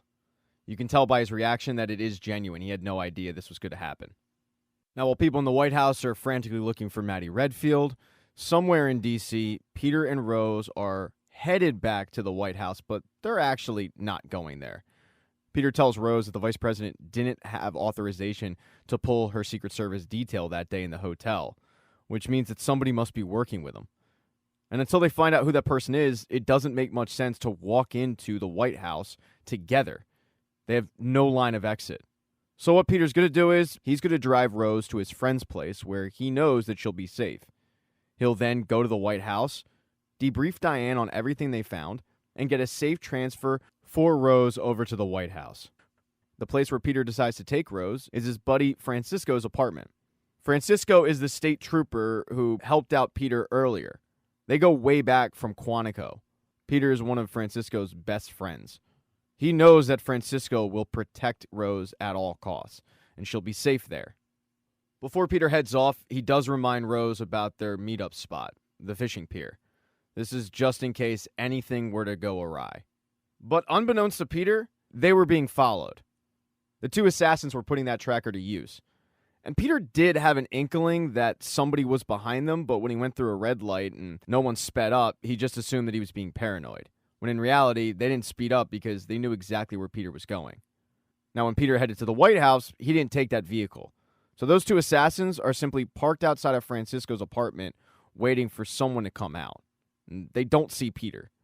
So Peter unassumingly heads off to go meet with Diane, and as soon as he gets to the White House, he knows that something's going on, because everyone's kind of running around, and they seem hyper-focused on one thing. When he eventually meets with Diane, he asks her, "What's going on around here?" And she tells him that he doesn't have to worry about it, but just crap seems to be hitting the fan at the moment. What she's really focused on is the fact that Peter didn't bring Rose. He's once again not following orders, and she gets pretty pissed off. And Peter says, "Once I tell you what we found, you'll understand why I did what I did. Rose is just with a buddy at the moment. But don't worry, her and the drive are safe." Peter then gets into what they found. The fact that the bombing was actually disguised as an assassination attempt, and whoever that attempt was against was the person who Chelsea was to protect that day. Which is incredible timing and leads Diane to inform Peter about the fact that Chelsea Redfield was abducted. The big thing, though, in the dossier is the connection between Gordon Wick, the CEO of Turnlake, and the vice president, and how they clearly know each other, are friendly, and might be in bed with each other. Diane looks at Peter and says, "You know what you're saying, right?" And he says, "I do. But I'm not even worried about what they've done. I'm worried about what they will do. Because everything on the drive indicates there will be another attack." This is just a ton for Diane to take in. But she collects herself and says, "Okay, we need to prep the president on this. We need to talk to her, and you need to be there for it." Peter then says to Diane that he'll have his buddy bring in Rose. It needs to be discreet. And Diane nods and says, "Yeah, we'll bring her in through the FDR tunnel. Have your state trooper friend drop her off at the docks." And that is where Diane screws up. She doesn't even know she did it. Because Peter never told Diane that it was Francisco who was watching Rose. He just said that a friend was watching Rose. And when Diane says that and messes up, Peter now knows that Diane has been playing him this entire time, and she's in on it. So once Diane leaves the room, Peter angrily calls Rose and says, "Yeah, Diane's been playing us. She's in on it. She knows you're with Francisco. You guys got to get the hell out of there. Leave now. Meet me at the pier." And as he's calling Rose, Diane is calling Gordon Wick, telling him, "Peter's on to you." He's been able to connect the dots. He knows about everything, including the vice president. Now, while Diane is freaking out a little bit, Gordon Wick stays calm and says, "What do you want to do?" And Diane thinks for a bit and tells him, "I'll have Peter arrested. We'll isolate him until we can figure out the best way to silo him off. As for Rose, have your assassins kill her." Once she hangs up the phone, she grabs a couple of Secret Service agents and goes back to her office, but Peter's gone. So they put the APB out to be on the lookout for Peter, but they don't catch him. Peter, using some quick thinking and some creative hiding skills, is able to sneak out of the White House undetected, where he heads to the pier. As for Rose and Francisco, they head to the pier, but Francisco realizes very quickly that they're being followed by a quite aggressive driver. Because of this, he knows that they must have put a tracker on the car. So they stop off very quickly, and he lets Rose out so she can run off to the pier. And hopefully, he'll lead these people away from her. It doesn't work, however. The assassins see that they stopped off, and the male assassin heads off to go find Rose. The female assassin, using the tracker, is able to T-bone Francisco's car, where she walks up and shoots him at point-blank range. Not too long after that, the male assassin catches up to Rose near the water, and he starts attacking her. But Peter shows up in the nick of time, where both of them are able to neutralize this guy and ultimately kill him. Even though that's not what Peter wanted to do, the guy kind of forced his hand. Peter and Rose get out of there. A short time later, the female assassin sees a dead body floating in the water, and she's beside herself because it's her boyfriend. The guy that she was planning on having a future with is dead, and she's not happy about it. But before he died, that guy did take a chunk of Peter with him. Using a knife, he was able to cut Peter up pretty good, so Rose and Peter need a place to lay low, and they head to a houseboat that is owned by one of Peter's dad's friends. As Rose is patching up Pete, Diane was busy ripping into the vice president. She hands him the dossier and tells him that Peter and Rose are onto him and Wick. The bigger issue is they don't have the drive and Peter escaped, but they're going to be able to use Maddie's disappearance to their advantage to cover everything up. They're going to go and have a press conference where they tell the world that it was Peter Sutherland who was the one that kidnapped Maddie Redfield. Peter, who's already in a pretty bad mood because news of Francisco's death has gotten out, gets in an even worse mood when they hear the vice president address the nation saying that Peter was the one who kidnapped his daughter, because it's the farthest thing from the truth. And now he has a giant target on his back. In episode 7, Peter's more upset about Francisco's death than he actually being portrayed as the kidnapper. He's really, really broken up about it. Rose does her best to remind her that none of this is Peter's fault, but it doesn't really work. But they both are going through grief, because he losing his friend, she losing her aunt and uncle. What does grief cause? Horned up emotions. They finally hook up.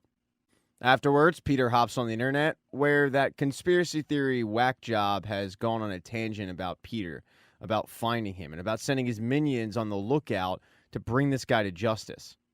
Rose interrupts this and reminds him that doom scrolling is not going to help the situation, and they start formulating a plan. They know that in order to free Peter's name, they need a smoking gun. Now, Peter's portal access has been denied, but on his way out of the White House, he did steal the badge of somebody that worked there, whose portal access hasn't been denied yet. And considering Rose knows how to hack a computer, she starts going to work on trying to find out exactly what the FBI was investigating regarding the Metro bombing and the details that Peter gave them. While Rose starts hacking, the FBI and the Secret Service start looking for Pete. But two people that just don't buy it are Chelsea and Monks, because Peter just doesn't fit the description of a guy that would kidnap the vice president's daughter. But either way, they're instructed to look through Peter's things, and they don't find anything linking him to the president, the vice president, Maddie, none of it. In fact, the only thing they find are saved birthday cards from someone named Jim. They decide to run the birthday cards for Prince, looking for a Jim or James, and hopefully this Jim or James can lead them to Pete. But it just doesn't make sense to them. They both feel like the White House knows something about Pete that makes him a suspect that they're just not telling them. They also feel like if the White House is wrong about Peter, then it puts Maddie in even greater danger because they're looking somewhere else. So they decide to look at this from different angles, going and paying a visit to New Leaf.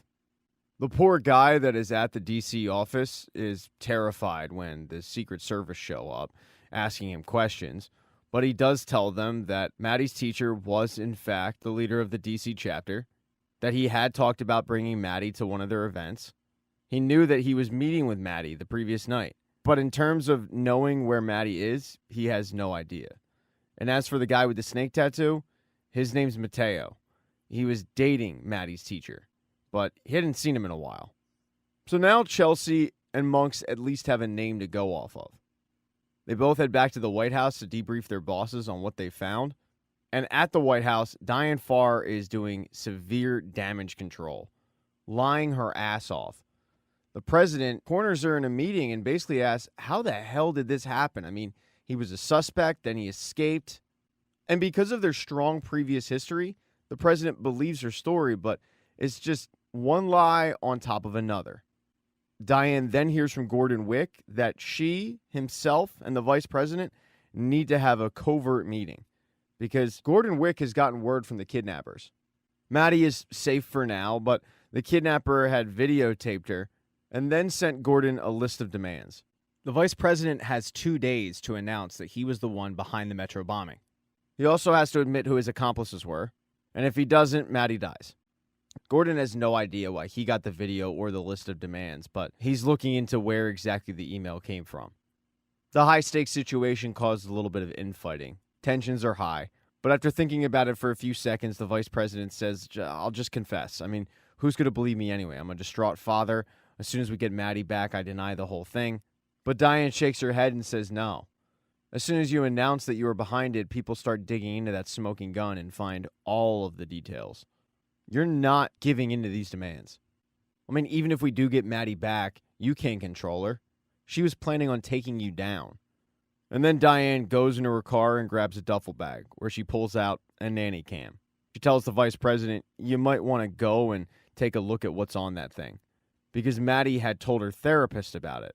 Maddie was planning on showing this to the world, but her therapist gave me the heads up. I went and did damage control and cleaned up your mess once again. You're on the plane with the both of us, and I'm not letting you crash it to the ground. The vice president does go home and watch what's on the nanny cam, and he is mortified. It's a video from when Maddie was probably 13, 14 years old, and they're going to a function for her sister's charity. Her sister had tragically passed away, drowning accident. When it happened, the vice president, who was a widower at the time, blamed a very young Maddie, who was probably 7 years old, when in reality it was his fault because he wasn't watching the girls. The older Maddie got, the more she remembered about the actual situation, and she didn't want to live this lie anymore.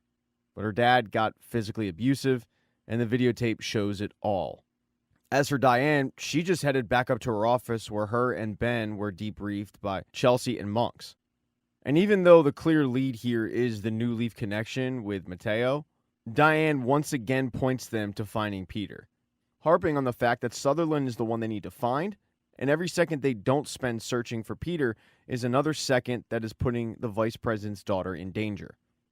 Once Diane sends Monks and Chelsea on their way, she does call Gordon Wick and debriefs him on exactly what they just told her. Gordon's never heard of a Mateo, but when she sends Gordon the sketch of Mateo, he recognizes him pretty quickly. Gordon, though, doesn't seem too concerned because he spends the rest of his night swimming in his very nice pool, but he gets a visitor. It's the female assassin, and she's back for revenge because Gordon has been ignoring her calls. So she puts a knife to his throat, and she's come looking for some answers. Gordon tells her that the situation right now is messy, less contact the better. She's not really interested, though, in his excuses, his explanations. She wants to know where Pete is. With that knife cutting his neck, he decides to make a deal with her.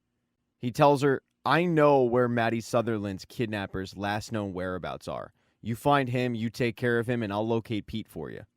She decides to accept this offer, and for the time being, Gordon Wick keeps his neck. Now, it took a little bit, but Rose was able to crack into the FBI database and look at the 12 suspects that Hawkins was looking into the week that he was murdered.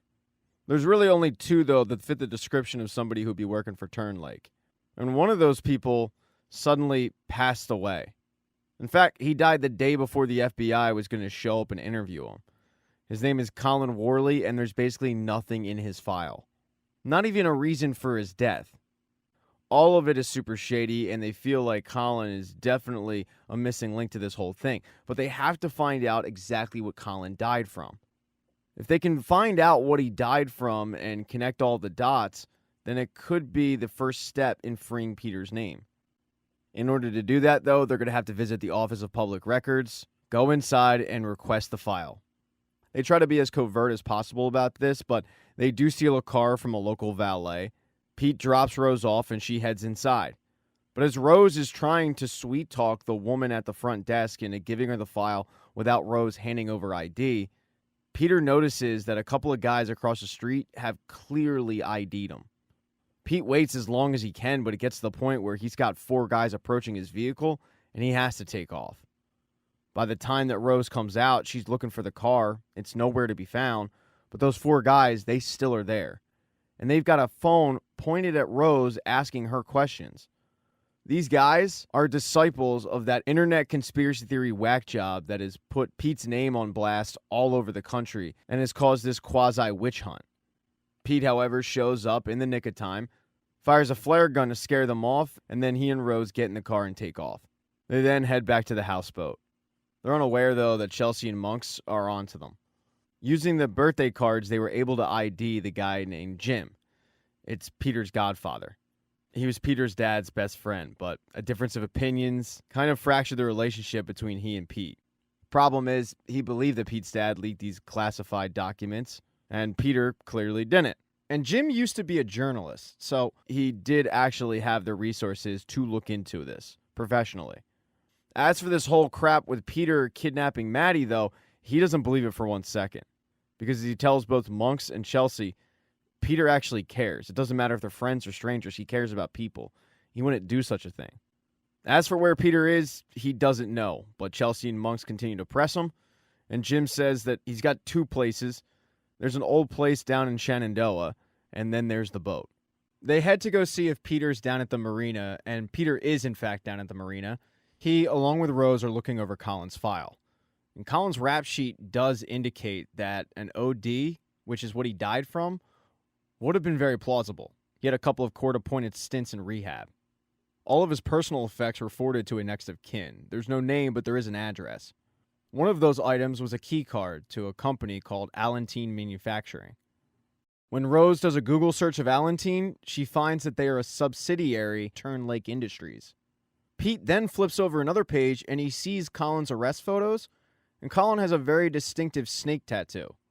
So Pete knows that Colin Worley is the bomber. The way that the two play it out, Turn Lake would have had every opportunity to kill somebody and get away with it. So Turn Lake hired Colin Worley, and then Turn Lake kills him to cover their tracks. They decide to go check out the P.O. box, find out who it belongs to, who this next of kin was. But as they leave, that's when Monks and Chelsea show up, and they place them under arrest. Now, as for Maddie, she's terrified. She's in a room that has a bright light, a bed, but that's it. The guy who kidnapped her, who we now know as Colin, won't really explain why he did what he did, which makes Maddie even more terrified. Maddie, though, might have a way out of this. She ends up kicking a hole in the wall, and she slowly starts digging at that hole, hoping that maybe she can burrow out of there. When Colin does show up, she just hides the hole with her bed. With Maddie having no idea what this guy's going to do or what's happening on the outside, she tries to keep herself alive by bargaining with this guy. She feels like this person is only holding her hostage because of something her father did. And it's not like she likes her dad.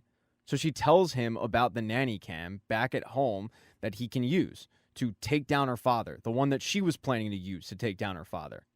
Colin, however, does look into it and finds out that the house that was storing the nanny cam was recently broken into, there was a murder, and all that was left was a stolen baby, of all things.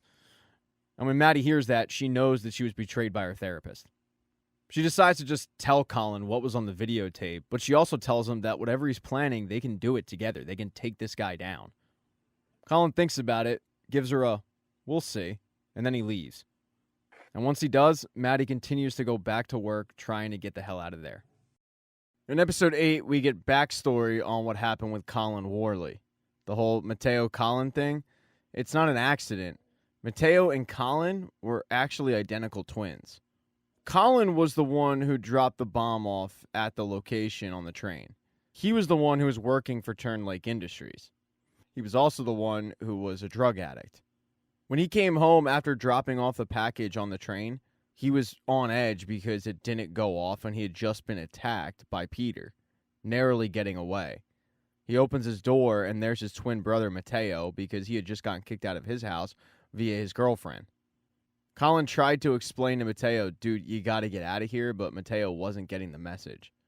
Colin called up Gordon Wick, explained what happened with the package, and Gordon said, don't worry, we're going to fix it. And his idea of fixing it the next day was to kill Mateo. It was a complete accident, though. Gordon's goons thought that they were killing Colin. It's a misunderstanding because they're identical twins. They set it up to look like it was a drug overdose. So when Colin came home and saw the scene, he realized pretty quickly that this was a setup by Gordon and Turn Lake Industries. He immediately went into damage control. He swapped IDs with Mateo and then decided to assume Mateo's identity. So while the world thinks that it's Mateo who's running amok, in reality, it's Colin, who was pronounced dead months ago. Of course, Peter and Rose, they don't know any of this. All they know is that Colin Worley is their bomber.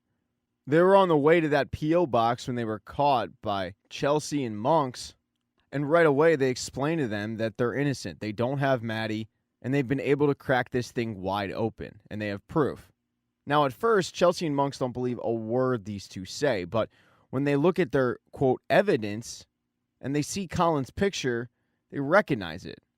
They suddenly get a little bit curious. It's not like they believe Peter and Rose 100%, but they're willing at least to follow them down the rabbit hole.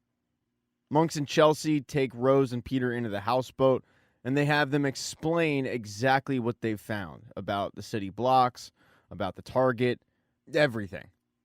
Rose, however, notices that Monks and Chelsea keep looking back and forth with each other like some of this sounds familiar, and it causes Chelsea to come clean by showing them a picture of Mateo's sketch.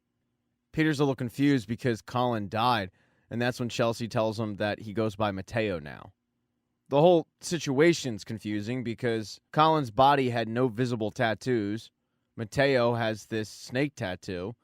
And that's when, looking into the file a little bit more, they realize that Colin and Mateo are twin brothers. Even though Chelsea and Monks were instructed to bring these two in, they decide to go with their gut, heading to that P.O. box and investigating it a little bit more. While they head over there, Gordon Wick gets once again another message from Colin. This time, it's a video of Maddie explaining that if the vice president doesn't come clean in the next 2 hours, she's going to die. Unlike the first time, though, Gordon and Diane decide not to show the vice president this. Instead, they just tell him there is no update, but the fact there's no update leads the vice president to want to come clean. Diane hammers home the point, though, that he's not doing it. They've discussed it. The juice isn't worth the squeeze. But the vice president doesn't want to risk losing his only remaining family member, his only remaining daughter. He tells Diane, I'm not going to be the father that was on that nanny cam. Not anymore. Gordon decides to step in and, trying to put the vice president's mind at ease, he tells him, I have somebody looking into this. They have a lead. They're motivated to end it quickly. They should be able to get Maddie back pretty soon. If we can stall the kidnapper. But the vice president jumps in and says, wait, how do you know it's just one kidnapper? And once again, they sent the video just to you. You know this person, don't you? Gordon then reveals that he does know who it is. It's the guy who tried to do the metro bombing for them. They thought they killed him, but instead they obviously neutralized his brother. Tensions get high, then they calm down. It ends with the vice president leaving the room just saying, get her home safely soon, please. When he does leave, though, both Gordon and Diane know they have a problem, and it is the vice president. So Diane asks Gordon, your associate, are they just looking into Colin? And Gordon knows what she means. She means that maybe he add on a little bit more to this to-do list. Maybe he add on the vice president. Later that day, both Diane and the vice president meet up in the White House. There's a meeting on Omar Zadar with the president, and both Diane and the vice president are supposed to be in it. But when the vice president stops by Diane's office to walk and talk over to the meeting, Diane tells him that's not supposed to start for a few hours. And the vice president tells her it got rescheduled, but Diane got nothing about it, which is super weird. When they arrive at the room where the meeting is to take place, one of the president's staffers steps in and won't let Diane in the room, telling her that the president has requested she focus on an upcoming meeting with a representative Hawkins. The Hawkins meeting seems like complete crap. On top of it, this staffer won't even let Diane in to see the president, speak to her. Nothing. Diane just tells the staffer, "Tell the president I need 5 minutes when she's done." And she begrudgingly heads off to go meet with this representative from Texas. In the actual Zadar meeting, they're discussing whether or not the United States will support him in his upcoming election. He's got to make some concessions to do so, but if he makes these concessions, then the United States will put their backing behind him. And it's something the vice president just can't wrap his head around. He can't believe they're even entertaining this idea because as he screams at everybody, "This guy's a terrorist. What are we doing?" This little outburst leads the president to dismiss everybody in the room except the vice president, where she has a candid one-on-one with him and tells him, "Why don't you take a couple days? I mean, you're clearly on edge with everything going on with Maddie." But the vice president tells her sitting at home and just waiting would make the situation so much worse for him. Somehow in the conversation, the vice president is able to bring up Diane naturally, which leads him to ask, "Yeah, where is she today?" Knowing that she wasn't admitted access to the meeting.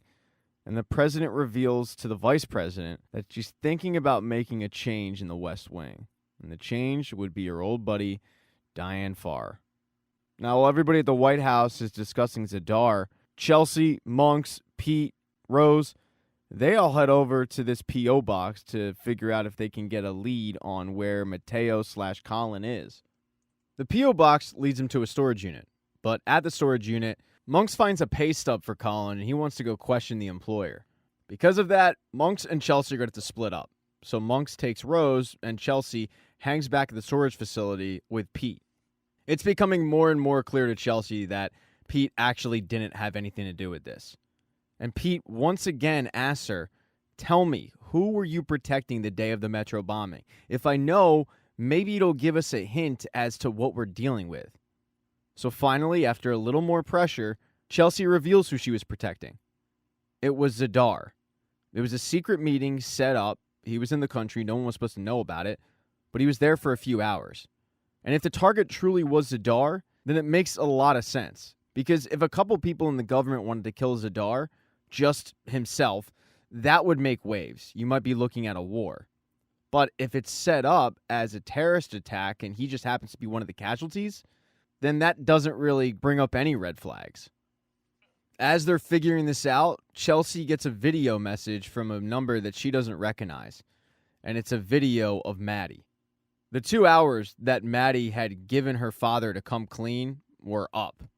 In a last-ditch effort, Maddie told Mateo/Colin, "Let me text my dad. I'll make a video, I'll plead to him, and I can get him to do what you want." Instead of texting her dad this message, though, she gave Colin/Mateo Chelsea's number. And in the video, which seems on the surface to be nothing more than, "Hey, please come clean, they're about to kill me," there is a hidden message. Certain words, Maddie touches her necklace. Both Chelsea and Pete pick up on this, and when they write it all down, it translates to Train R142. That's the only thing that Maddie knows about her location. She kept digging in the wall until she got to a point where there was a box and written on it was R142. She could hear train, so she just figured that that would be some information that Chelsea could use to find her location. At first, Chelsea wants to send this information to people in the White House, but Pete convinces her not to do that because they don't know who they can trust. They can figure this out on their own. They start hopping on Google, searching train, searching the number sequence, everything, but nothing's really popping up. They then, however, get a lead from Monks. They were able to track down the last 3 employers for Worley. And when you put all their locations in, you get a perfect triangle. And in the middle of that triangle is a shipping container yard. Now, both Chelsea and Pete think they have a pretty good idea of where Maddie's being kept. They tell Monks to meet them over there. And when they arrive, Chelsea has no problem putting on a bulletproof vest and giving one to Pete, along with a gun. They then start walking through the yard gingerly, trying to find Maddie. But Colin/Mateo, he had thought of this. So he put up security camera footage that was motion detected. He gets an alert on his phone telling him that there are visitors, and he frantically runs back to the shipping container that he's keeping Maddie in. But Maddie wasn't about to wait for someone to save her. She took matters into her own hands.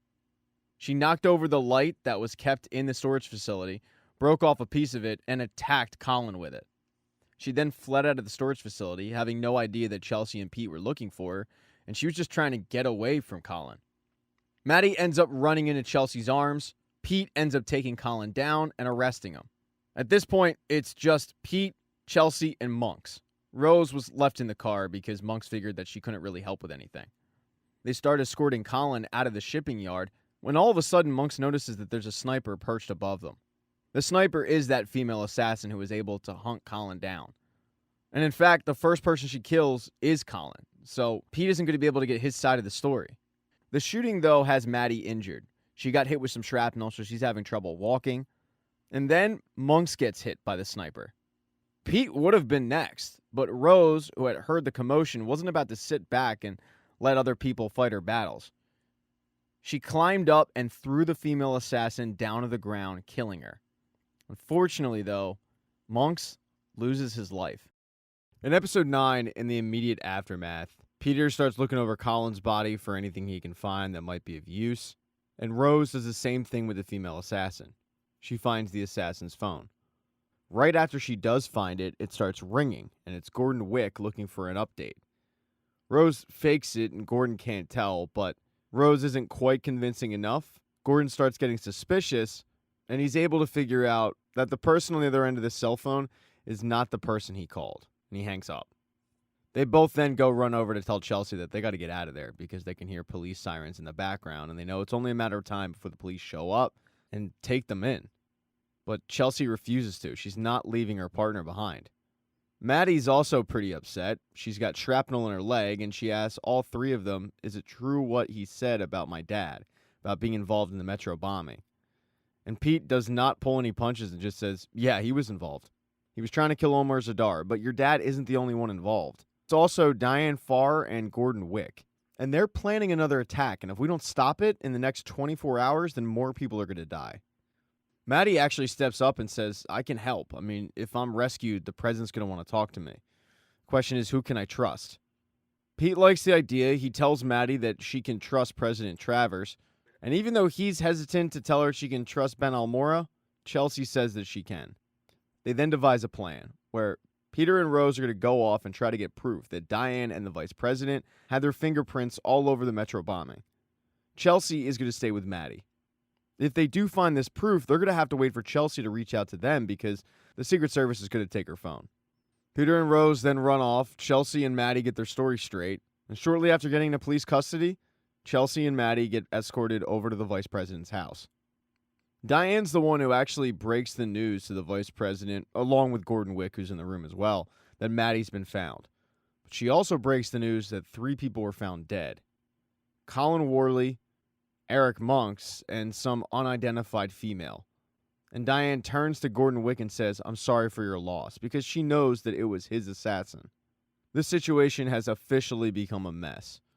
Diane Farr's patience has run thin, and she asks Gordon Wick, where are we on tomorrow?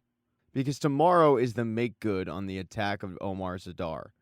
Zadar is going to fly into the country, and they're planning to attack him and kill him as soon as he lands. Gordon assures the room that the plan is still on, everything should run smoothly. Diane's a little skeptical on that, and it's because so far these plans haven't worked. Now, it's worth mentioning that one of the reasons why Diane probably has had it up to here with Gordon Wick and all of this is because she actually wasn't in on the original planning to kill Omar Zadar. She was brought in after the fact. Late at night, after the Metro bombing, she was called by the vice president, and the vice president was with Gordon Wick, and they explained their plan to kill Omar Zadar. They brought Diane into it because they figured that if an investigation were to go down and people on the president's cabinet were called up to the Hill to testify, it wouldn't be good for the administration. And they knew that Diane Farr had such a loyalty to the president for all of the years they spent together. So Diane really was brought in to clean up their mess. And at this point, she's just flat out had enough. It seems like they're going to be at the finish line soon, but what she wants to do in the meantime is find out what Chelsea and Maddie know. Diane's going to lead up Chelsea's debriefing, and she instructs the vice president to find out what he can regarding Maddie's mental state. While those three wait for Chelsea and Maddie to show up, Pete knew that he needed a friend at that moment. With his face plastered all over the news, he was limited on where he could go, and he decided to go to his uncle's place. Luckily for Pete, his uncle truly doesn't believe that he had anything to do with Maddie's kidnapping, so he's more than willing to bring him into his house. This little respite allows Rose to try to crack into the female assassin's phone and find out any information she can.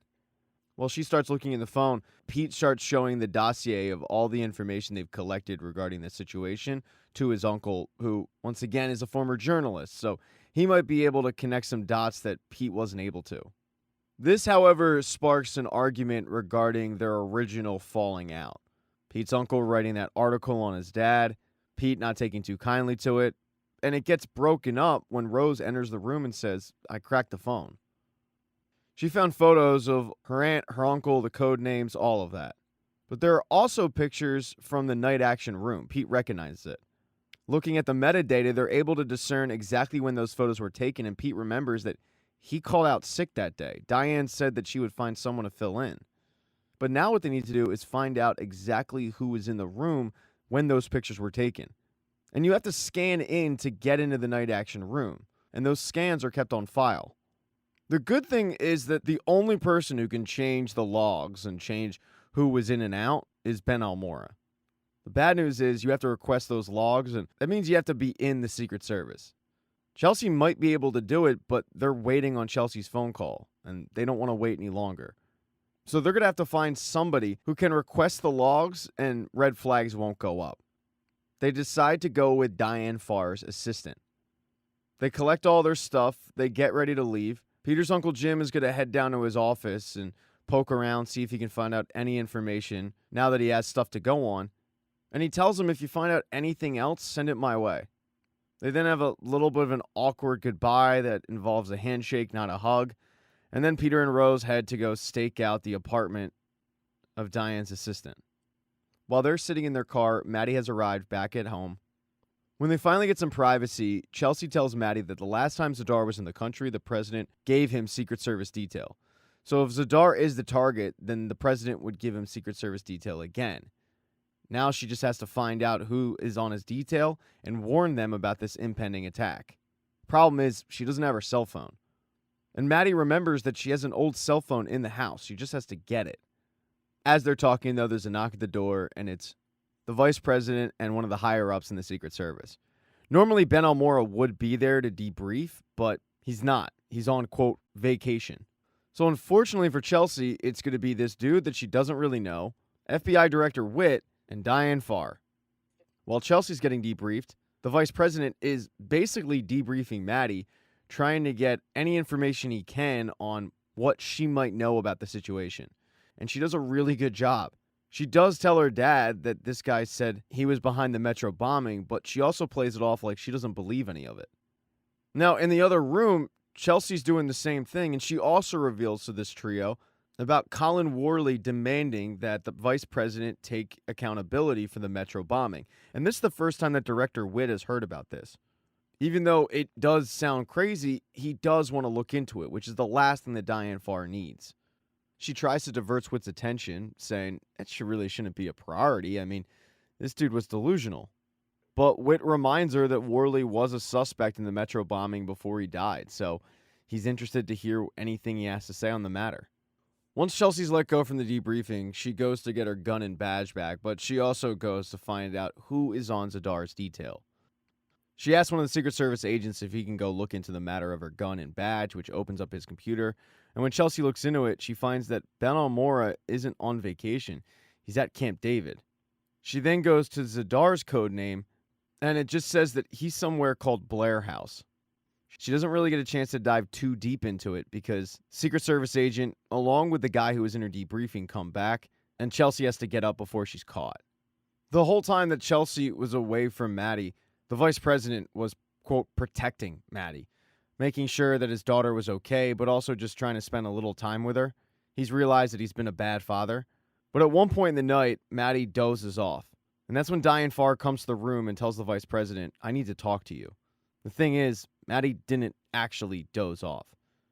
With her dad finally out of the room, Maddie feels like this is a pretty good time to go get that cell phone. Diane wants to know from the vice president what Maddie knew. He fills her in. And then he asks Diane about Chelsea, and she fills the vice president in on how that debriefing went and how now they have Willits looking into stuff. Diane tells the vice president that she'll once again clean up his mess because Diane still thinks she's in charge. But once she leaves the room, the vice president calls up Gordon Wick and says, "Okay, I see what you're saying. Yeah, I'm on board. There's one condition. She's my daughter. I'll get her in line." He then starts talking about if, in a worst-case scenario, he'll just start issuing pardons the next night. This entire conversation is being overheard by Maddie, who was returning from grabbing her cell phone from the basement. And it's definitely got her curious as to what her father is up to. Maddie doesn't want to get caught, so she sneaks back to her room. But the problem is she left a clue that she had left her room. There was a little bit of blood on the banister that when the vice president finally exited the room that he was in, he noticed it. So while she's suspicious of her father is now suspicious of her. Now that Maddie has a cell phone, her and Chelsea use it to get in contact with Peter. Peter and Rose were able to get the jump on Diane's assistant, going into her apartment, duct taping her, and using her computer to get the access logs to figure out who was the one who got into the night action room the night that those pictures were taken. Sure enough, it was Diane Farr. As soon as they get this information, Peter tells Rose, "Send that to my Uncle Jim." And then he gets a phone call, and it's from Chelsea. He excitedly tells her that they found the information they needed that links Farr to the deaths of Rose's aunt and uncle. He then asks for an update on whether or not Chelsea's been able to get in touch with the president or Almora, and she tells him no. They went to Camp David on a last-minute trip, and Zadar's detail has him at a place called the Blair House, but she knows for a fact that Blair House doesn't have any plans for anyone to be there that week. Through talking it out, Chelsea realizes that must mean Zadar is headed to Camp David. At first, she doesn't think that there's any chance that anyone would put the president's life at risk, and that's when Maddie speaks up and says, "I heard my dad talking about handing out pardons tomorrow night. The only person who can hand out a pardon is the president." This really doesn't come as a surprise to either Peter or Rose. They found an email detailing how Diane was disinvited from the Zadar meeting, so they feel like the president might have been on to what Diane was up to, and she was keeping her out of the loop, and one of the ways she did so was by changing this meeting. Chelsea also thinks it makes sense because, as she puts it, Ben Almora must have put two and two together when he showed up on campus that day asking about who she was guarding the day of the Metro bombing. Now they have to figure out a way to stop this. When Peter hangs up the phone, he tells Rose, "There's only one person I know that can call this off, and it's Diane Farr." So those two head over to Farr's apartment to wait her out. Meanwhile, Chelsea is still calling Ben Almora, but he's not picking up. She doesn't get a chance to game plan on how to get in touch with the president before the vice president enters the room and tells both Chelsea and Maddie, "You guys are coming to Camp David. The president wants to talk to you, and you have to come too." And knowing what they know about this possible attack of Zadar, neither of them are too thrilled to get the invite, but they also don't really have a choice. The next day, when they get on the helicopter, one thing that Chelsea finds really interesting is these two guys also get on. And Chelsea's never seen them before, and they're both carrying these big cases that look pretty important. Meanwhile, over at Diane's place, she enters in the wee hours of the morning, because she had stayed up all night long waiting for the confirmation that Omar Zadar was killed, putting an end to all of this, but she never got it. And when she never got it, she panicked. She went to her safe, she grabbed her cash, her passport. She was planning on fleeing the country. And as she was packing, she heard footsteps behind her, and she just figured that it must have been Gordon Wick's hit person. So she's pretty surprised when she turns around, and it's Peter. Peter demands that Diane call the attack off, put an end to all of this. The thing is, Diane tells Peter, "I don't know anything about this assassination attempt." And Peter thinks she's bluffing again. He starts talking about this assassination attempt on the president, and that's when Diane really gets concerned. She tells Peter, "I really don't know anything. Gordon Wick, the vice president, they shut me out. But if the president's in danger, I have to protect them. Those two took advantage of the fact that they knew I would never put Michelle's life at risk." She tries to get in touch with the president, calling her, but there's no answer. Even though they don't want to, they all need each other in this moment, and all three of them are heading to Camp David to hopefully call this attack off. And in the season finale, on the way over to Camp David, Diane Farr just reiterates that she doesn't know about this attack. She also once again says she had nothing to do with the Metro bombing, and when Pete asks her, why me? I mean, why did you put me on night action? She has the audacity to tell him, well, I thought I could trust you. And Pete knows the real reason is because if things ever hit the fan, Diane would have the perfect fall guy in Pete. But she also knew that she had the perfect worker in Pete. As for why she ordered the hit on the Campbells, she tells him that if President Travers never ordered a night action, none of this would have happened. But after the government found out that the Campbells had met with Zadar, they figured that it was likely they told him that he was the actual target the day of the Metro bombing. At that point, the investigation had to be shut down. While they're driving over to Camp David, Chelsea, Maddie, the vice president, and these couple of random new Secret Service agents are flying over to Camp David in the presidential helicopter. Just to give them a little bit of a test, Chelsea starts asking where some of the members of the Secret Service are, members that have been in the Secret Service for years. These guys don't pass that test. So it's obvious to Chelsea that these guys probably aren't actually Secret Service. As soon as the helicopter touches down, the vice president grabs his daughter and tells Maddie, the president wants to see you. And Maddie wants to stay with Chelsea, but the vice president says, well, the president will talk to Chelsea later. Chelsea, who overhears this conversation, is now in panic mode. She knows that whatever those guys were carrying on the helicopter wasn't good news. Now the vice president is trying to split her and Maddie up. She has to do something. She goes up to one of the Secret Service agents and says, I have to get in touch with Norah, but he informs her that communications are down at the moment. Before they actually split for good, Chelsea is able to tell Maddie, as soon as you get to the president, warn her right away. But Maddie never gets the opportunity because the vice president takes his daughter along with another fake Secret Service agent, and they go down in a secret tunnel. The only way to access it is through a trap door in the wall, and you have to use a code to get in. When they get down to this bunker, Maddie knows that this is where they'll be when they try to kill the president, and she doesn't want any parts of it. The vice president tries to explain his side of things, saying that President Travers was about to get in bed with a terrorist. He wasn't about to let that happen. He couldn't. It was his duty as vice president to do something, and this was unfortunately the only option. For Maddie, it's unfortunate because her options are go upstairs and possibly die or sit in this underground bunker and wait for explosions. Unbeknownst to Maddie, help is on the way. Diane was able to sneak Peter and Rose into Camp David. They had to hide in the trunk to do so, and the first person that Diane Farr finds is Ben. He wants to know what the hell she's doing there because she's not supposed to be there, and she doesn't explain anything. She just says, I have to talk to POTUS right away. As Almora and Farr head inside to argue, Pete pops his head up and notices that there are no Secret Service detail anywhere around, which means the president isn't there. They start to get out of the car to go try to find the president, warn her like that, when they hear a gunshot. That's because inside, as Diane was trying to tell Ben that there is a bomb on the property, they have to get in touch with the president's Secret Service detail. One of Wick's guys shows up, notices Diane Farr, and shoots her. It's not fatal, but then he shoots Ben Almora, and that one is fatal. Upon hearing the gunshot, Peter runs in, and he tries to catch the guy, but he's unable to.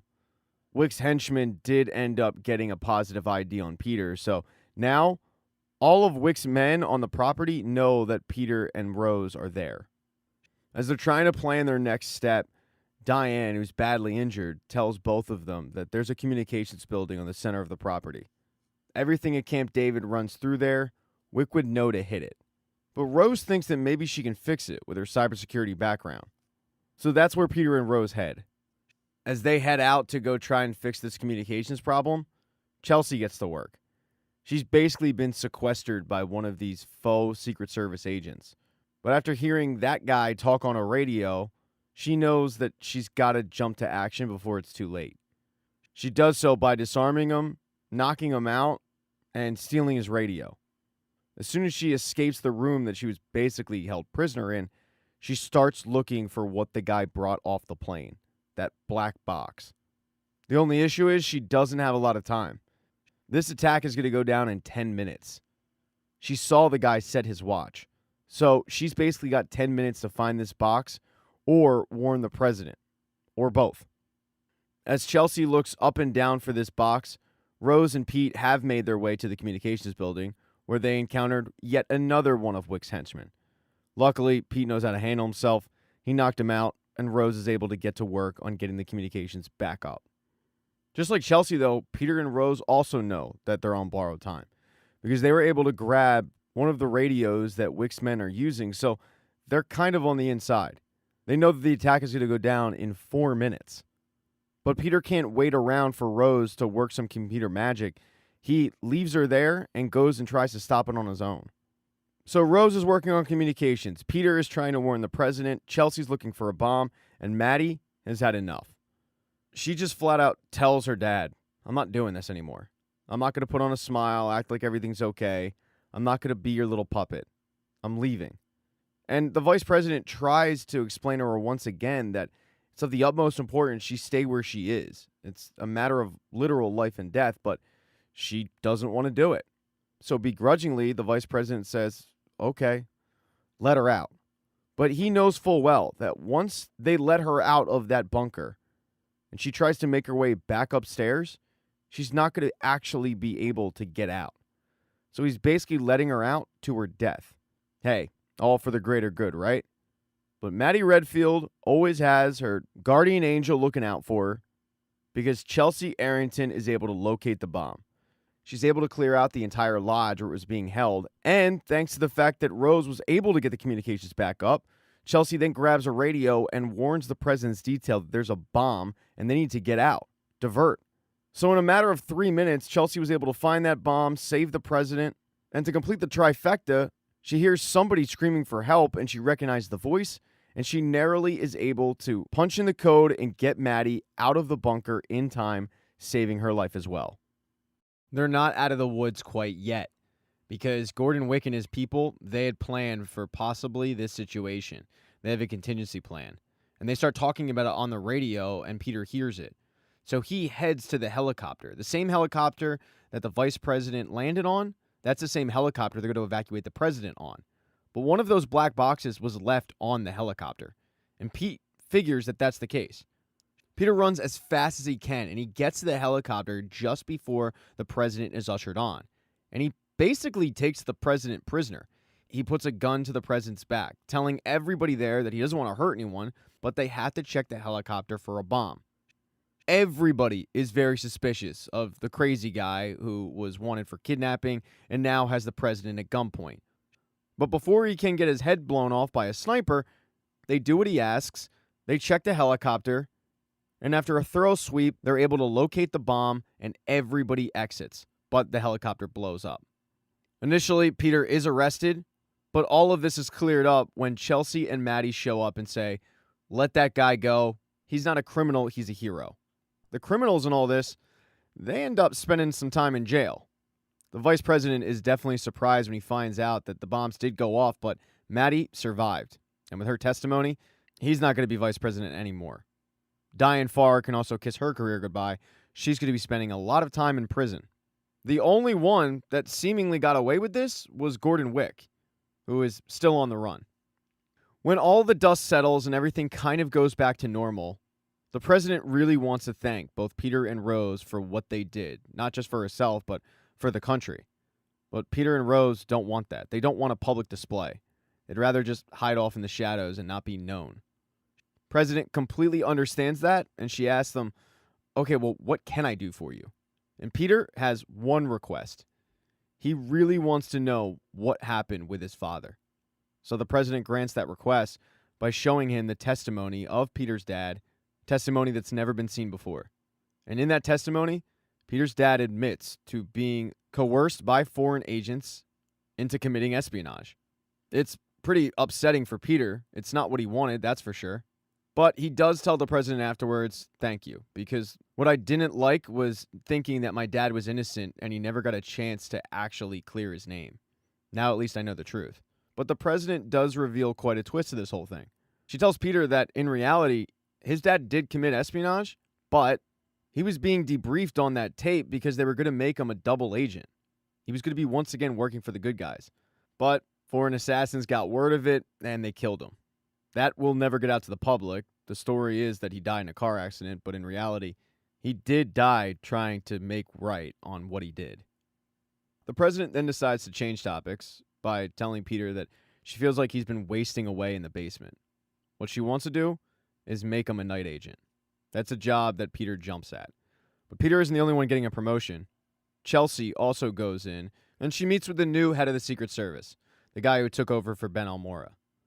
The first thing he does is ask her if she wants to speak at Eric Monks' memorial service, and she agrees. And then he asks her, when you're ready to come back, the president wants you on her detail. She asks for you personally, and that is a chance that Chelsea jumps at. She still, however, has stayed in touch with Maddie.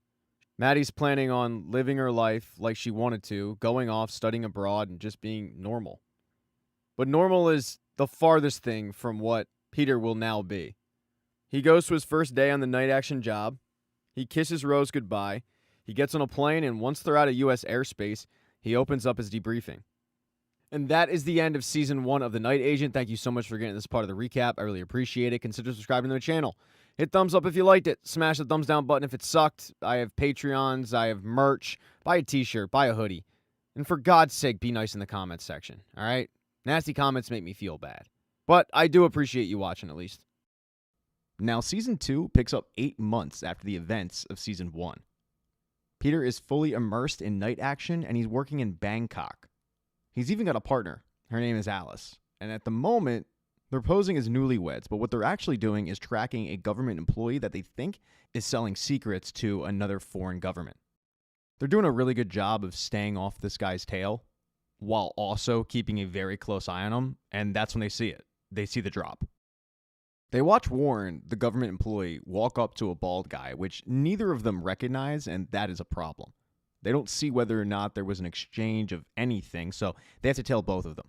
Peter takes Warren, the government employee, and Alice takes the new bald guy. It takes a little bit, but Peter does in fact see Warren drop something off in a flower bed. He's then able to confirm that the item is a flash drive when he sees a random guy he's also never seen before pick that flash drive up. He's also noticed a fellow who's wearing nothing but white and keeping a keen eye on him. Again, someone Peter doesn't recognize. Peter, however, is just a horse with blinders at this point. He's following the guy with the thumb drive, trying to figure out what exactly is going on. All the while, he's keeping Alice abreast of the situation because they have radios. It's while following this guy that Peter gets made. He starts getting shot at. He has to shoot back. And while trying to evade bullets, he tells Alice, "I'm made." And it's about 2 seconds later that Alice also gets made. Realizing they're in a jam, Alice calls for an extraction. She calls the night agent. After getting the location of the extraction point, they're both trying to figure out exactly how either of them got made. They can't figure it out. It makes no sense. They finally do see each other, and they're both about to head to the extraction point when Alice gets shot and killed. Peter runs into a building, and he also calls the night agent. He lets the new guy know that Alice is dead, and he needs the extraction to be hurried up a bit. That's because he's got 3 guys on top of him. It's only a matter of time before they bust in and they find him. He tells the new guy to put him through to his handler named Catherine, because he wants to let her know that somebody burned them. Somebody knew about the extraction point, about what was going on, and she needs to find out who did, because there's a chance he doesn't make it out alive. Shortly after telling Catherine that Alice is dead, he has to hang up because those 3 goons are on top of him. They throw grenades. Peter narrowly survives, but he is able to escape, and he goes on the run because he doesn't know who he can trust. A month after this, Peter still is missing. No one in the States has heard from him, and that, by the way, includes Rose, who hasn't heard from him since he was on that tarmac. But everything that's happened to Rose has forced her into deep therapy that isn't really working. She's dealing with PTSD and just a lot of overall stress, anxiety, like you name it. She's trying very hard to get on with her life, but it's difficult. She has, by the way, taken a new job. She's a programmer with a company that essentially is able to take a photo ID of somebody from a public camera and creates for them a precise advertising profile based on their online history. And Adverse, the name of it, is super high tech, and apparently it's the best of its kind. But during a pitch to a potential investor, Rose is getting distracted because her phone keeps ringing. And when she looks at it, it just says international unknown. But after putting it to voicemail twice, it calls again, and at this point, Rose can't ignore it any longer. She steps outside and she takes the call. The voice on the other end says, "Hi, I'm looking for Peter Sutherland. Do you know where he is? He's in trouble and I really want to help him." And a concerned Rose says, "Where is he? How do you know him?" But this mystery man on the other end just says, "Has he tried to contact you recently?"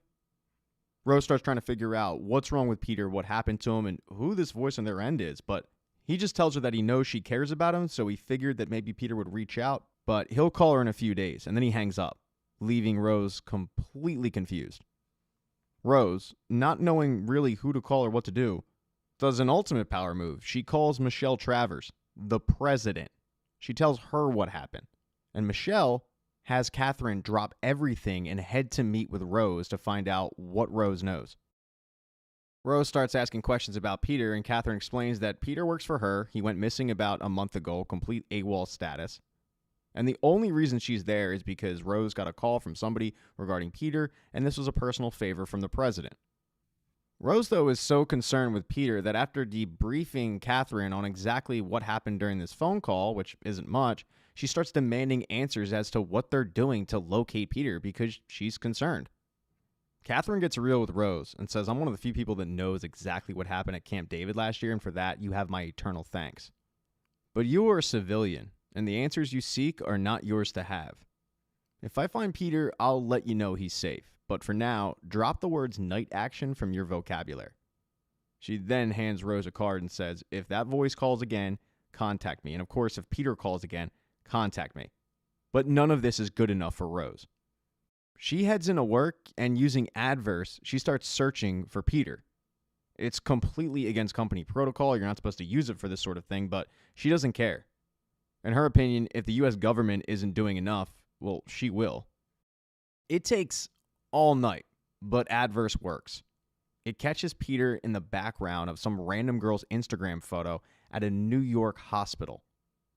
Now she has to get on a plane and go across country, so she gives her boss a bad excuse that her mom's having surgery, and she goes to locate Peter, who is in New York City. He's been monitoring Warren, the guy who made the drop in Bangkok. Well, he's been monitoring his old house. Warren doesn't live there, but Warren's ex-wife and Warren's kid live there. And what Peter's done in the last month is cozy up to that family and start coaching Warren's son in basketball. It's through teaching basketball that he was able to find out that Warren has been in contact with his son, Ethan, through a Telegram-esque app. That way Ethan can hide it from his mom, but yet still stay in contact with his dad. This is a huge breakthrough for Peter, who, by the way, is telling everybody his name's David. Well, it's a huge breakthrough for Pete David, because he knows that in order to find out exactly who burned them in Bangkok, Warren's their best option, and now he's got an in order to contact Warren. He just has to get Ethan's phone, which he's easily able to do while Ethan's shooting free throws. He just swaps his phone with Ethan's. When Peter gets alone, he opens up Ethan's phone and he starts chatting with Warren using that app, asking Warren when exactly they can meet up and see each other. Warren tells his son, or at least he thinks, that they can meet up tomorrow, and later on he'll send him details. Right on cue, the next day Ethan's dad texts Ethan's phone and says, "Hey, 9 o'clock, we'll meet at this location."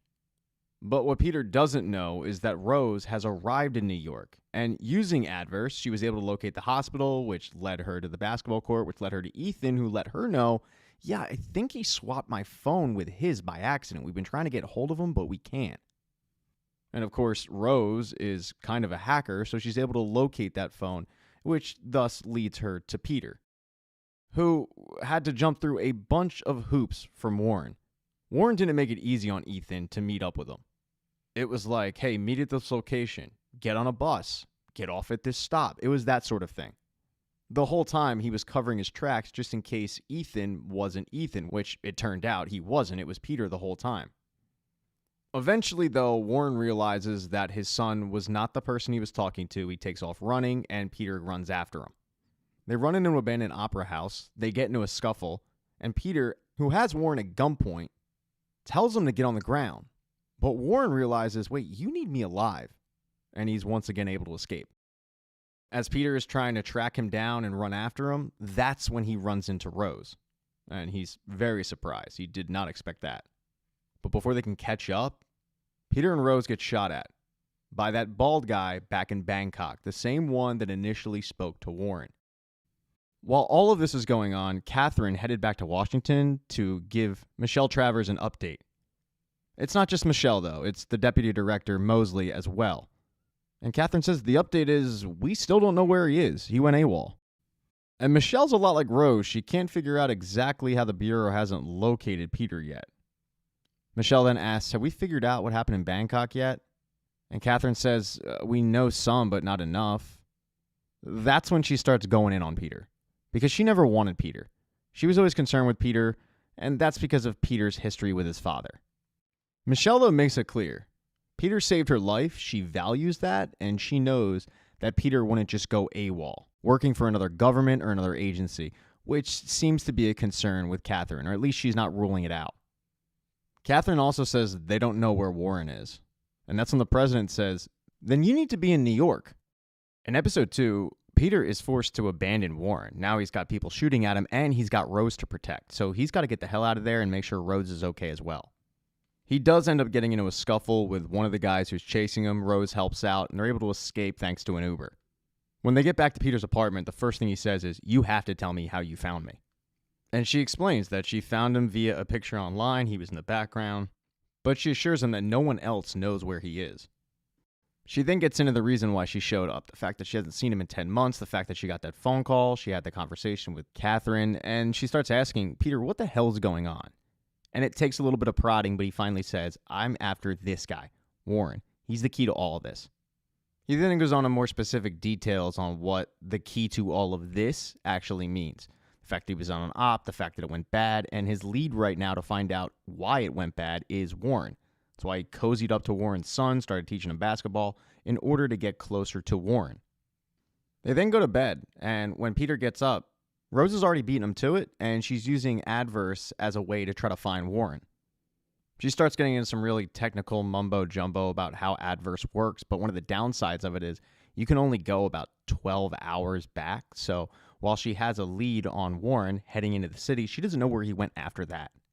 What comes as a surprise to Peter, though, is the fact that Rose reveals this isn't her company. This isn't even her code. She's just an engineer with it. Rose does ask him a pretty obvious question. Why didn't you just go to Travers? And he says, well, it's not that simple. I can't just go to the president without having Warren and without finding out what Warren sold and who he sold it to. I also don't know who at night action is compromised. It could be Catherine. So I need concrete proof on what is going on. They then notice in the surveillance footage that Ethan is leaving the townhouse. Peter knows that Ethan is heading to his basketball game, and if Ethan's heading there, that's a really good spot for Warren to grab him. He thinks that Warren is trying to get Ethan out of the country. So Peter goes to take off, and Rose says, well, I'm coming with you, which Peter protests. He doesn't want to worry about protecting her, but she says, I'm coming because I can't be alone right now. So reluctantly, he takes her with. And it turns out Peter's hunch was correct. Warren was waiting in the locker room for Ethan to show up, and when the team took the court, Warren grabbed his son and said, grab your coat, we got to head out of here now. Ethan, just being a teenager, started following his dad's directions, but that's when Ethan's stepfather stepped in. His stepfather and his mom were at the game. They were curious as to why Ethan didn't come out of the locker room, so the stepfather headed in, and that's when he saw Warren. And these two don't get along, because while Warren was overseas, that's when Joel, I don't know his name, I'll just call him a Joel because it's always a Joel. Well, that's when Joel stepped in and started satisfying Warren's wife, if you will. The two ended up getting a divorce. This guy ended up moving in, and now he's playing dad. That's something that Warren doesn't really take kindly to. So he tells Ethan to go out, wait in the car, and then he starts tuning this dude up. When Peter and Rose finally do arrive, it's too late. Warren is gone. It's at this point that Peter has to reveal that he actually isn't David. He's an FBI agent. And he starts peppering Ethan's mom with questions on where Warren might have went, and she does have an idea of where he could have gone. The location makes a lot of sense because it's near a flight school and Warren knows how to fly planes. All Ethan's mom cares about, though, was getting Ethan back home safely, so Peter says, we'll go to the flight school, see if we can get him, and you guys head home, and if Ethan comes back, you'll be waiting for him. Peter and Rose head off to the Long Island airport, and they get there just as Warren is trying to usher Ethan into a very small plane. Rose is able to create a diversion, and that's when Peter strikes. While Peter and Warren are fighting, Rose is able to grab Ethan and get him away to safety, and when it's all said and done, Peter is bringing Warren out in handcuffs. When Ethan sees this, he's really confused on what's going on, and Peter has to tell him, hey, by the way, I'm not David. I work for the government. Your dad's done some bad things, and trust me, I know how you're feeling right now. The whole time, Warren is just screaming, Ethan, I can explain, but Ethan doesn't want to hear it. After putting Ethan in a taxi to get back to his mother, Peter thanks Rose for helping him out because he knows he never would have found Warren without her. What Rose is concerned with is what Peter plans on doing with Warren. She wants to remind him that he is a good guy and he should, not go over the edge, if you will, in trying to get answers out of Warren. To which Peter completely understands and he says, look, when I'm done with this guy, I'll find you and I'll explain everything. And the two go their separate ways. Rose doesn't really know what her next move is, and Peter suggests that she take the Chinatown bus to Boston, fly out of Logan International, back to California, and he assures her, I will find you, I will explain everything. Peter then hops in the front seat of his conversion van and he starts driving Warren to a safe site that he's already prepared to interrogate him. While this is happening, at this point, Catherine has arrived in New York City. She's trying to find Peter, no luck so far, and she gets a phone call from the heads of the CIA and the FBI because they got an interesting tip from one of their assets. The asset in New York approached the CIA about a potential U.S. intelligence leak. It has to do with the Iranians, and it looks like they've come into possession of some classified documents. They think it might have to do with what's going on with night action.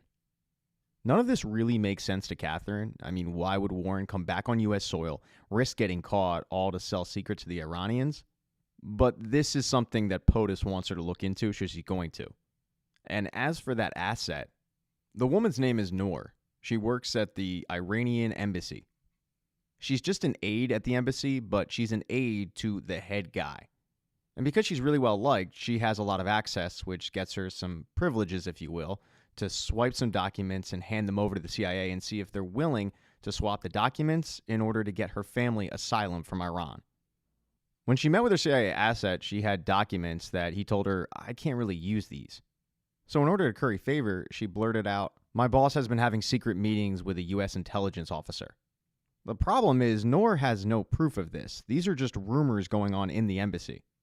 But this rumor reached all the way to POTUS and then reached Catherine. Now, on top of trying to find Peter, she has this to worry about as well. She does, however, get a lead on the first one, Peter. When she got the phone call from the director, she was parked outside of Warren's old townhouse. She saw the taxicab pull up with Ethan, and she noticed that in the other seat was Rose. So she started following Rose to see what she could find. Of course, she was looking for Peter, who at this point had made his way to the safe house. He's got Warren tied up in a chair with a camera so he can film his confession. And he tells him that he's not going to kill him, he's not going to torture him, but what he will do is hand him over to the FBI. They're going to charge him with treason, and then they'll rewrite the entire narrative of his entire life. So he asks him, what was the intel you were passing on in Bangkok? A frustrated Warren says his name was Arthur, at least that's what he said. I also got the feeling this Arthur guy wasn't the actual buyer, he was the middleman. To which Peter says, there was that guy in the white suit, no tie, he stood out, he was watching the whole thing. Who was he? And Warren tells him, I don't know, I only dealt with Arthur. Peter then asks him, who was the mole? Who was the guy that compromised the night action line and got my partner killed? And Warren tells him, I have no idea. What the hell's a night action? Look, I was working alone. You can kind of tell by the look in Warren's face that he is telling the truth. And he goes on to explain that he just wanted to get Ethan away from his ex-wife.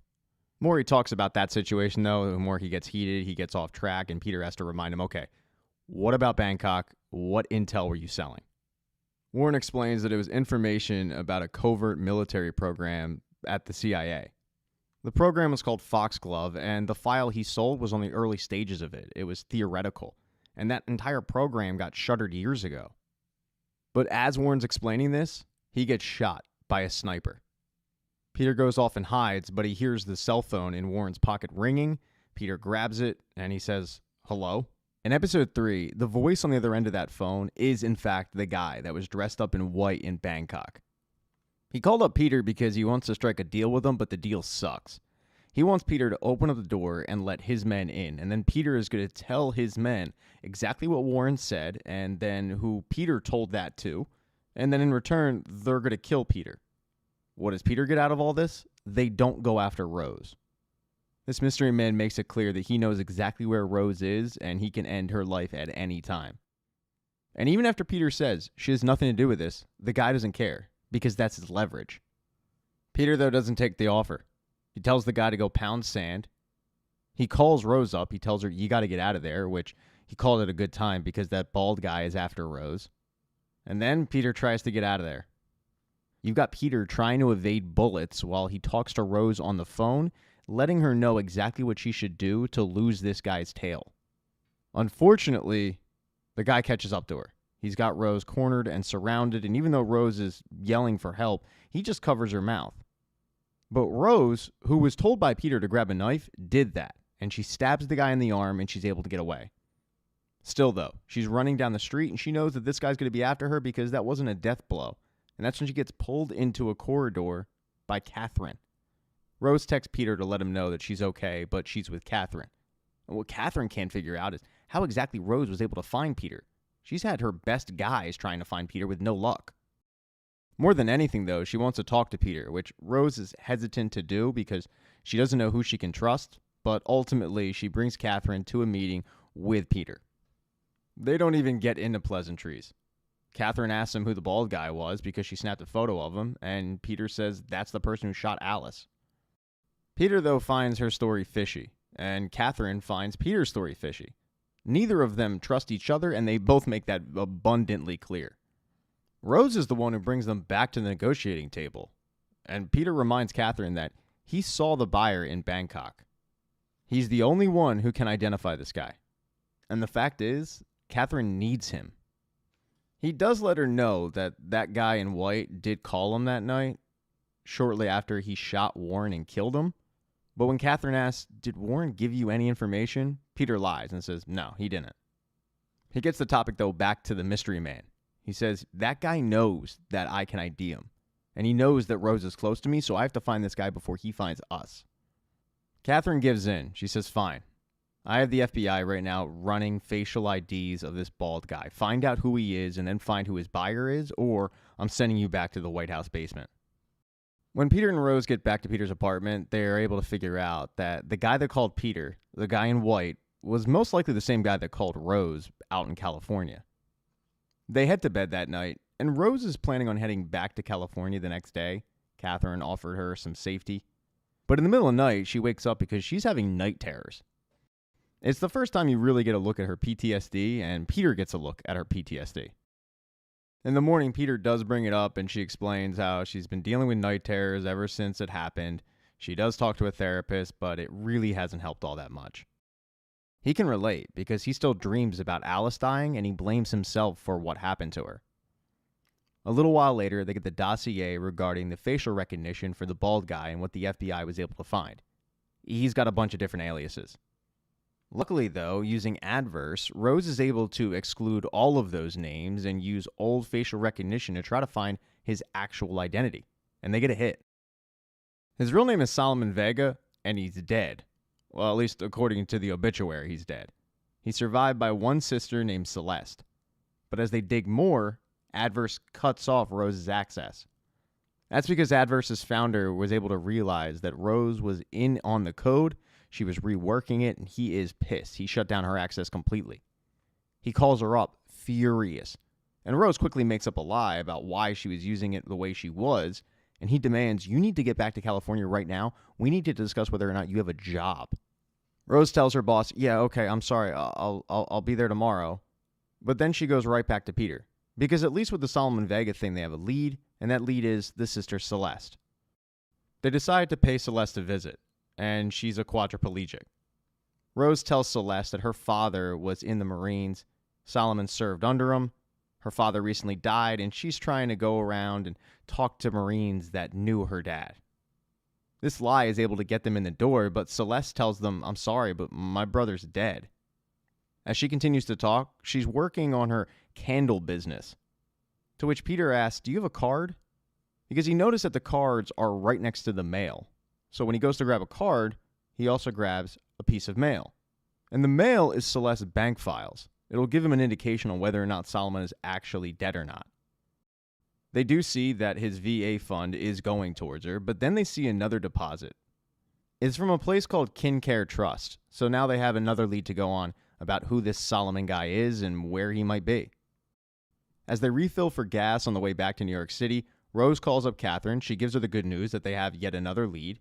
But when Catherine mentions the Secret Service sending Rose back to California, Rose asks her, "What if I stay? I know you and Peter think I'm better off leaving, but I've felt safer in the past 12 hours than I have in the past 9 months." She then tries to mend the fence between Peter and Catherine. She lets Catherine know that she's seeking help, and it has helped. But Peter is still holding on to the death of Alice, and it's pretty clear to Rose that so is Catherine. Maybe they should talk about it. Catherine, though, is a little against that. As she puts it, "I'm not a shrink." About an hour later, they do meet up with Catherine at a ferry location. Catherine was able to look into Solomon Vega, and what she found was very interesting. Pretty much his entire file has been wiped, which means somebody did that. Peter then tells Catherine, "You need to tell me what happened in Bangkok, because if I'm going to trust you, I need to know what happened." Catherine explains that she flew to Bangkok. She spoke to every witness. She looked at every piece of evidence. Night Action is airtight. She then tells him, "I know Alice's death shook you. I mean, it shook me. I was 2 oceans away. But the fact is, there is no conspiracy here. It's just a deal that went bad. Now, we can continue to ask why, or we can go after the guys that did this to Alice, but we can't do both." That gets Peter to open up about what Warren talked about with Operation Foxglove. After the whole Foxglove debrief, Catherine brings up the fact that Rose wants to stay under Peter's protection, and she fights for Rose. She says, "Look, that tech that she used helped find you, helped find Solomon. It may prove useful, but ultimately it's your call because you have to babysit her." Catherine gets a phone call. Peter and Rose talk about it, and when Catherine comes back, Peter says, "I got her. She'll stay with me." The phone call, though, was from Director Mosley and the CIA director, Director Gedney. The search for Solomon flagged images that were taken earlier in the day by a, quote, CIA asset, who was Norah. At the behest of her handler, she was searching for new information. She found out that her boss had a secret meeting on the books, so she planted an AirTag in his person, and she followed it. She snapped some photos of everybody going in and out of the location, and that included Solomon Vega. Of course, she didn't know this at the time. She just thought, okay, maybe this can get some information that could get my family out of Iran. She did notice that Solomon showed up with a briefcase, and when he left, he didn't have it. When her boss left, though, he had the briefcase, and she thought that was interesting. Her handler, though, did not. But the image of Solomon Vega was filed, and that popped up when they searched for Solomon Vega. Catherine tells both of them that the CIA asset is Norah. She's looking for asylum for her family. And they're going to speak with her tomorrow because they're taking over her case. Not too far away, though, there is a rich bureaucrat named Thomas. Thomas's father has some political pull, but at the moment, he's incarcerated for war crimes.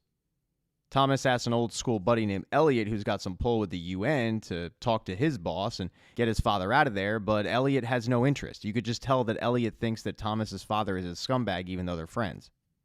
This really frustrates Thomas, but he and his girlfriend go back up to their hotel, and later that night, Thomas gets a phone call from his cousin.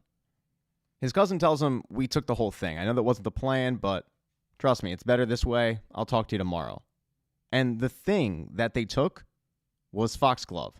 Even though Warren was under the belief that Foxglove was shut down and it was old and all that, it wasn't. The chemical weapons were made in a laboratory. The laboratory was being transported. The transport was intercepted by Thomas's cousin, in which Thomas's cousin took the entire laboratory and killed 2 Marines in the process. In episode 4, the next day, Thomas meets with his cousin and he lets him know he is not happy about how this mission went down. He tells his cousin that he's a little stressed out because this thing has taken months to plan and it's a delicate situation. There's global implications. His cousin, though, asks, "Well, what about your dad? I mean, his sentencing's approaching, right?" And Thomas says, "Yeah. But you have to understand, he's in the mess he's in because he's let militants like you stir him up. If he had just listened to me, he wouldn't be imprisoned while interlopers disrupt our entire family legacy." They then get interrupted by Solomon Vega, who sits down and says, "I'm guessing because I was invited here, you want to continue our relationship?" And Thomas says, "Yeah. The only thing is, I know why I'm doing this. I don't know why you're doing this." Solomon kind of chuckles and says, "Don't ask questions you don't already know the answer to. It's a sign of ignorance. And by the way, you're asking the wrong person." Then he puts the flash drive down on the table, the flash drive that he got from Warren in Bangkok, and then he leaves.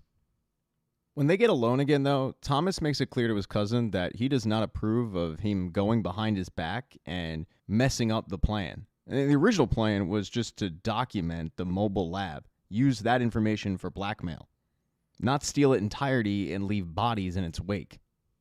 When Thomas tries to get all Tommy Toughnuts with his cousin kind of laughs at it because Thomas isn't tough. He's a rich brat billionaire. Oh, and on top of it, Marcus lets him know that everything he's done is at the behest of Thomas's father, the real guy calling the shots.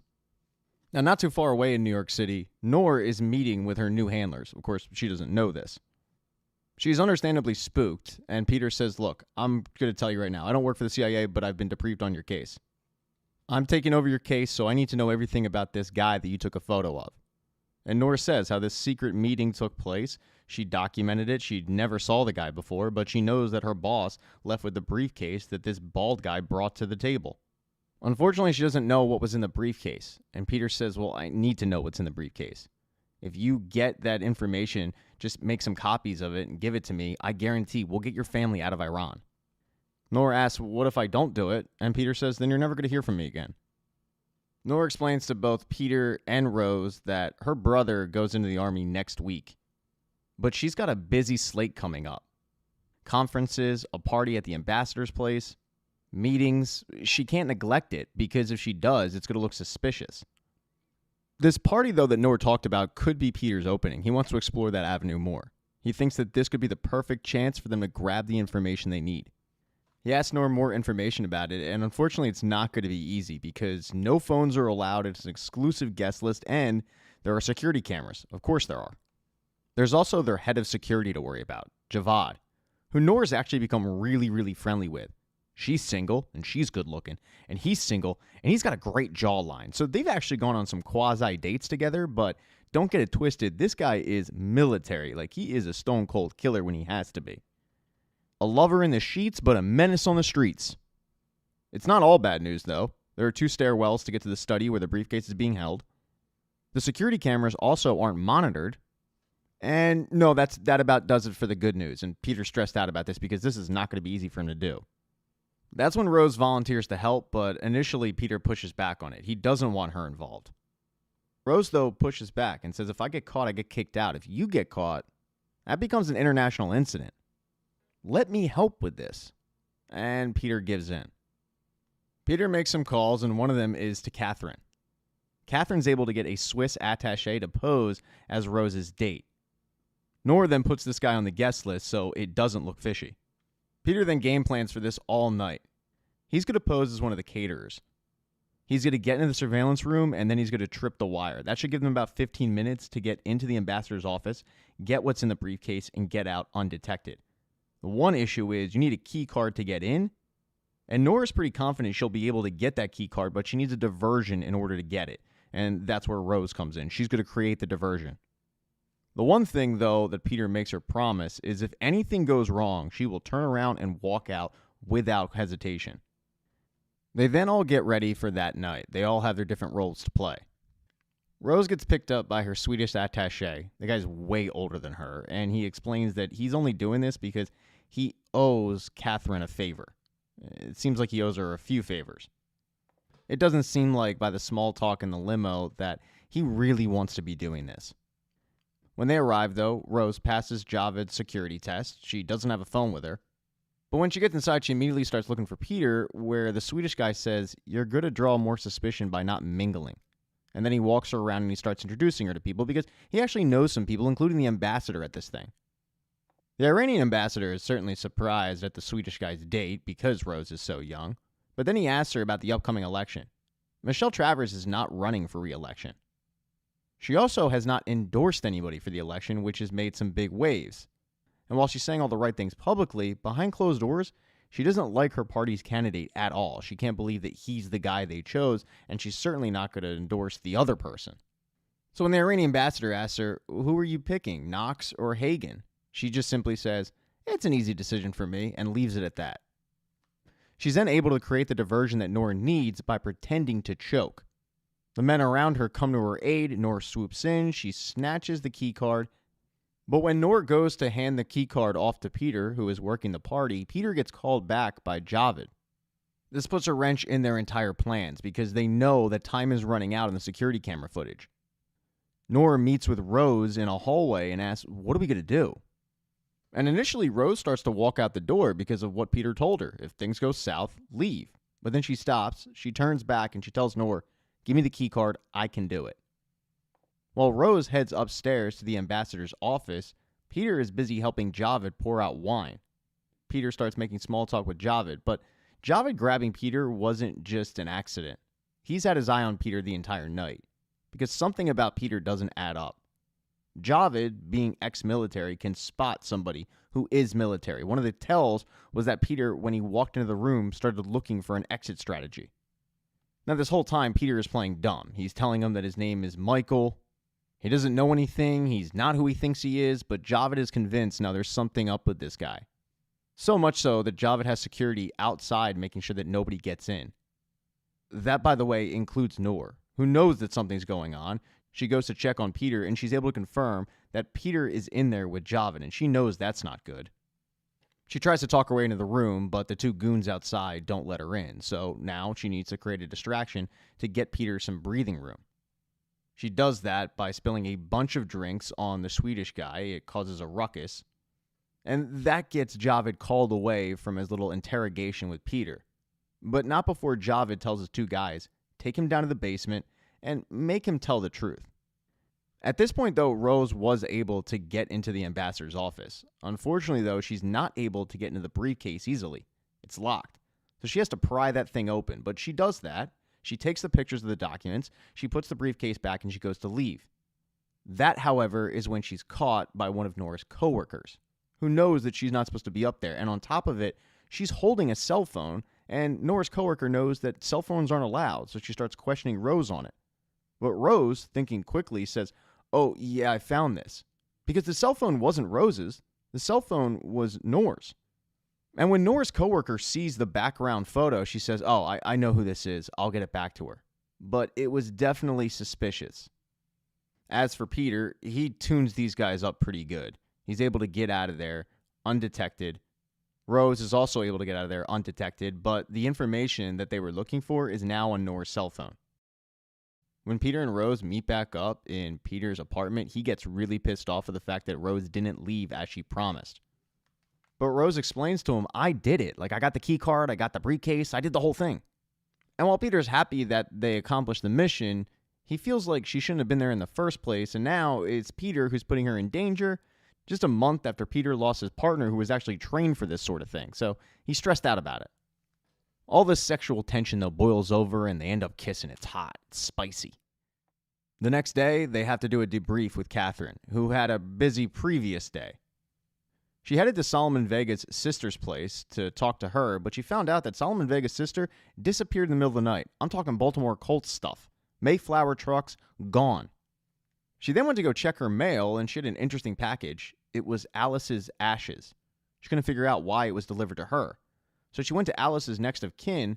It was a cousin, and he explained that, well, they used to be close with Alice. Then she got this job, and they started hearing less and less from her. And, well, the fact is, the person in that box, they don't know her. And what Catherine realizes is that Allison's dad sent the ashes back. She got so upset at this realization that she tracked down the director of the CIA. And she demanded to know what exactly Foxglove was, because she found out earlier in the day that he was claiming he had no idea. And her feeling is, if somebody that I was close to died for this reason, you're going to tell me exactly what this thing is. So when she meets with Peter, she doesn't give him much information. She says that she was looking into Solomon Vega's ties with Foxglove, and she had an interesting dinner the previous night where the details are still incoming, but the whole situation has left her unsettled. She quickly, though, switches the topic to spreading Alice's ashes, because they're actually meeting at the place where Alice used to debrief Catherine every single time they met. After spreading the ashes, they agree to meet up later in the day at a safe location.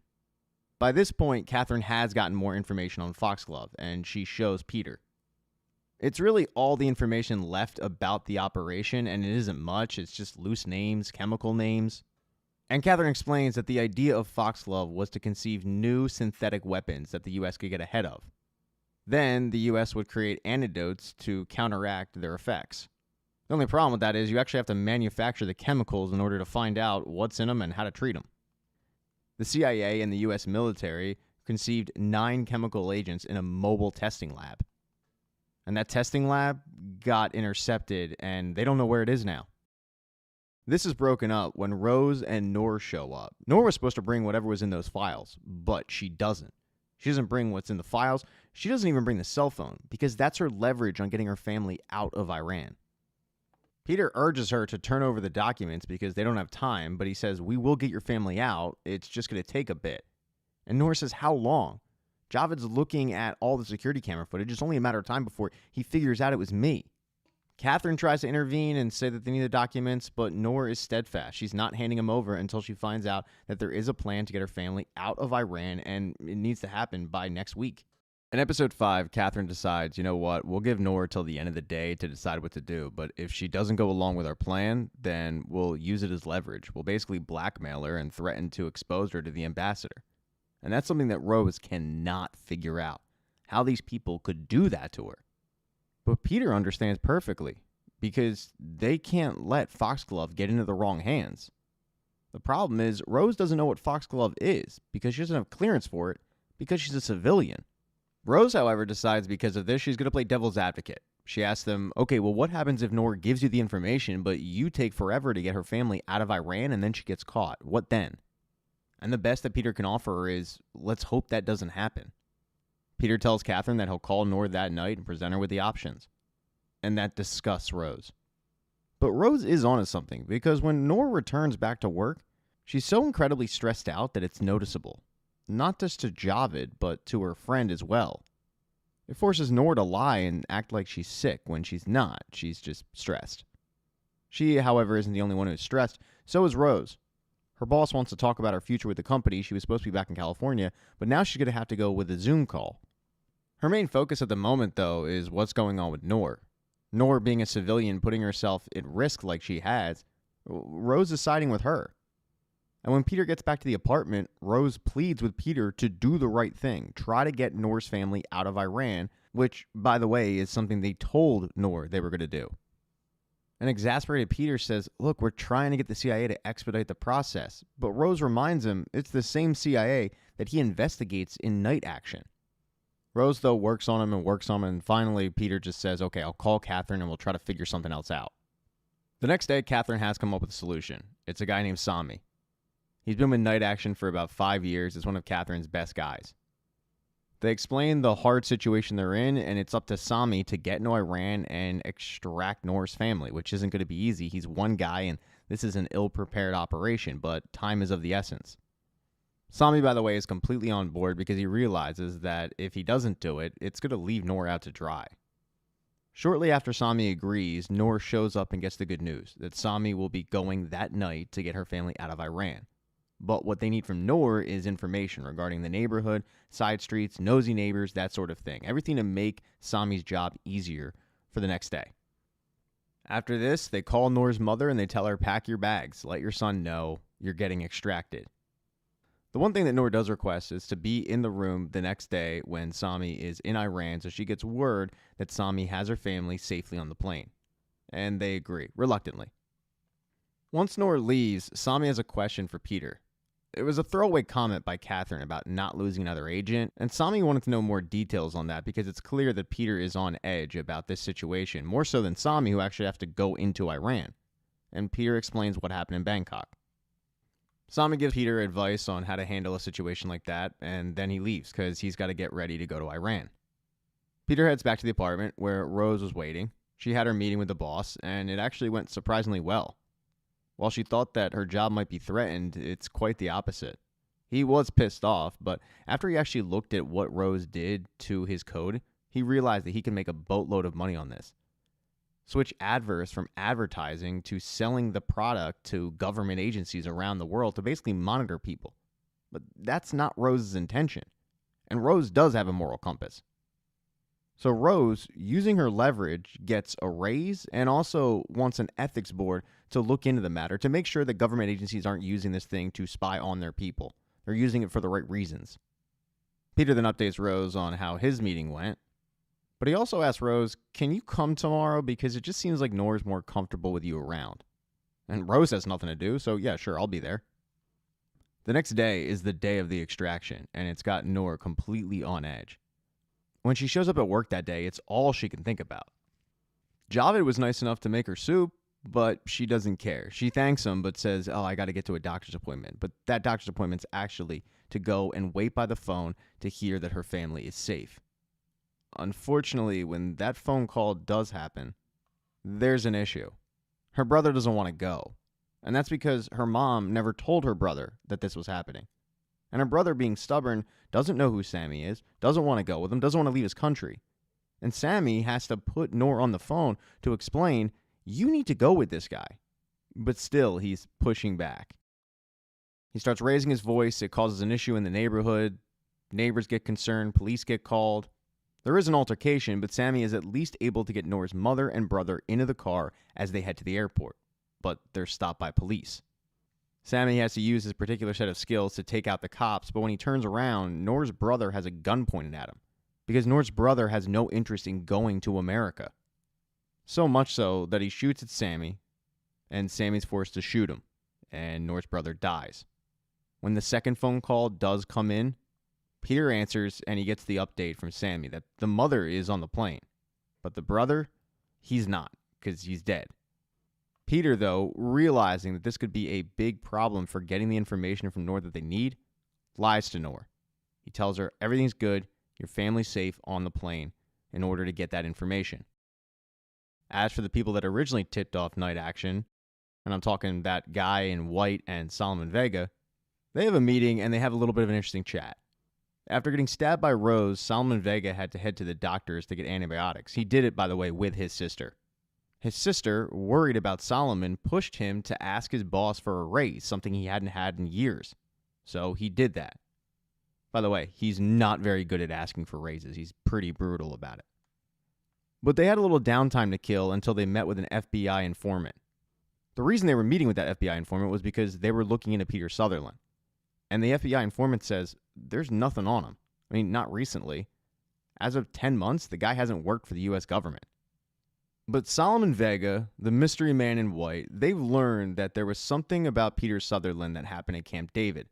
So they asked the FBI informant to bring them papers on it, but the FBI informant tells them, there's nothing in here regarding Peter Sutherland. I looked. Though Solomon lets them know, we're convinced that he was there. We've heard it from a few sources. When they get back to the office, the mystery man in white says there's two possible scenarios here. Either Peter Sutherland is, in fact, working for the U.S. government, and it's with an agency we've never heard of, or he's working for another type of government. He then remembers, though, in Bangkok, he overheard Alice on the radio say, Night Action. They thought it was a call sign, but he wants Solomon Vega to look into it more. He also agrees to give Solomon Vega a 15% bump and a title, Vice President of Acquisitions. And that first acquisition he wants Solomon to make is Peter Sutherland. In episode 6, you get some backstory on exactly why Catherine wasn't a huge fan of Peter Sutherland in the first place. When she joined Night Action, her partner was killed in a mission. They were going after a guy who had a government informant. That government informant was Peter's dad. So she kind of always harbored some ill will towards Peter's dad and Peter because of the association, because she blamed them for the death of her partner. But it seems like that relationship is starting to get mended. They're slowly starting to build trust. An example of this is the mission that they just completed. Previously, Peter might have misheld this information from them, but as soon as Norah leaves because she's getting phone calls from work wondering where she is, Peter lets Catherine know exactly what happened. The fact that Norah's brother is dead. Rose, who is in the room, mind you, thinks you have to tell her. She deserves to know. But Peter points out to Rose, we don't know how she's going to react to that information, and we still haven't gotten the documents from her. They explain to Rose that for right now, it's the best interest of not only the investigation, but Norah. If they tell Norah, she starts acting weird. She goes back to work, and then what? They start wondering what's going on with her. They might look into it, and that's not good for anybody. They don't want Norah going back to the mission because of that. They want Norah staying there with them, giving them the information, and then Sammy picks her up, and then she gets the bad news. When Norah comes back into the room, though, she lets him know, I have to go back to work, because Javed has been questioning my best friend regarding the phone he found with Rose. And they know it's my phone. I can't leave my best friend out to dry like that. Catherine tells her, you really shouldn't take that risk. If they know what you're up to, it's not going to end well. But Norah is steadfast. I'm not leaving my friend out to dry. I'm going back and I'm explaining myself. Realizing that there's no talking Norah out of this, Peter says, okay, well then text us when you're done. We'll pick you up. We'll take you somewhere safe. He then asks for the pictures, but Norah can tell that there's a different mood in the room. And when she looks at Rose won't even look at her back. So she asks, Rose, let me speak to you privately, knowing that she'll get the truth out of Rose. She doesn't, though. Rose kind of tells her the truth. She says, what they're not telling you is your brother got injured in the process of the extraction. She never tells Norah that her brother is dead. Rose goes on to explain that they're really desperate for the pictures. They didn't know how Norah would react to it. And this does piss off Norah, but she appreciates the quote-unquote honesty from Rose, and she hands over a flash drive with the password of the pictures. Rose then walks back in. She gives Peter the flash drive with the password and says, I'm going back to your apartment because I can't be here with you people. You make me sick. Peter's breach, though, at the embassy doesn't have Javed just looking at Norah or her friend. They also call up Solomon Vega. While Norah was away, Solomon went over to the embassy and they asked him, who gave you this list?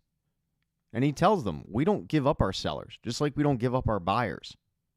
Javed then shows Solomon a picture of Rose and Peter from the party and says, do you recognize them? And even though Solomon clearly does, he lies and he says, no, I don't. It's worth noting that neither Javed or the ambassador really buy the fact that Solomon doesn't know these people. They know he's hiding something. But that's the thing. Solomon Vega and the guy he works for, they have a bunch of buyers and they have a bunch of sellers. This wasn't a one-off deal. Peter and Catherine find this out when they open up the flash drive and they see a bunch of documents in French that have nothing to do with Foxglove. Essentially, these documents are useless to them. Catherine, though, realizes that there is a common link between Foxglove and the information that they got from Norah, and that common link is Solomon and the guy who called Peter. They throw out some hypothetical possibilities on what the common link could be, but they know it runs through Solomon. And with those documents, it's not a total dead end. They do have a lead. The documents were printed on a color printer. Color printers leave a little tiny digital footprint. You got to look really close to it, but you'll find it. It'll basically tell you where the printer was located when the documents were printed. Catherine decides to follow up that lead, and she finds that the documents were printed by a French diplomat, and she follows her. She has a meeting with her, and she hands her all the evidence she found. The fact that she could burn her to her own government and have her thrown in jail for the rest of her life as a traitor, a spy. But she's not willing to do that. In exchange, what she wants is a meeting with the person that the diplomat sold the information to, i.e. Solomon Vega. With no real option here because Catherine is holding all the leverage, the diplomat agrees to set up a meeting, and that meeting is going to go down late that night. As for Norah, she headed back to her embassy to explain herself to Javed, and the good thing for Norah is, because of the fact that Javed has a crush on her, he doesn't really get suspicious with her. He does seem to reprimand her from being upstairs when she shouldn't be, but it seems like he genuinely buys her story. They somehow, though, get into a conversation about the ambassador's daughter and how the ambassador is estranged from her because when the daughter went to study abroad, she met a guy, fell in love with him, and kind of just disowned her country. It really pushed the ambassador's career back by about a decade.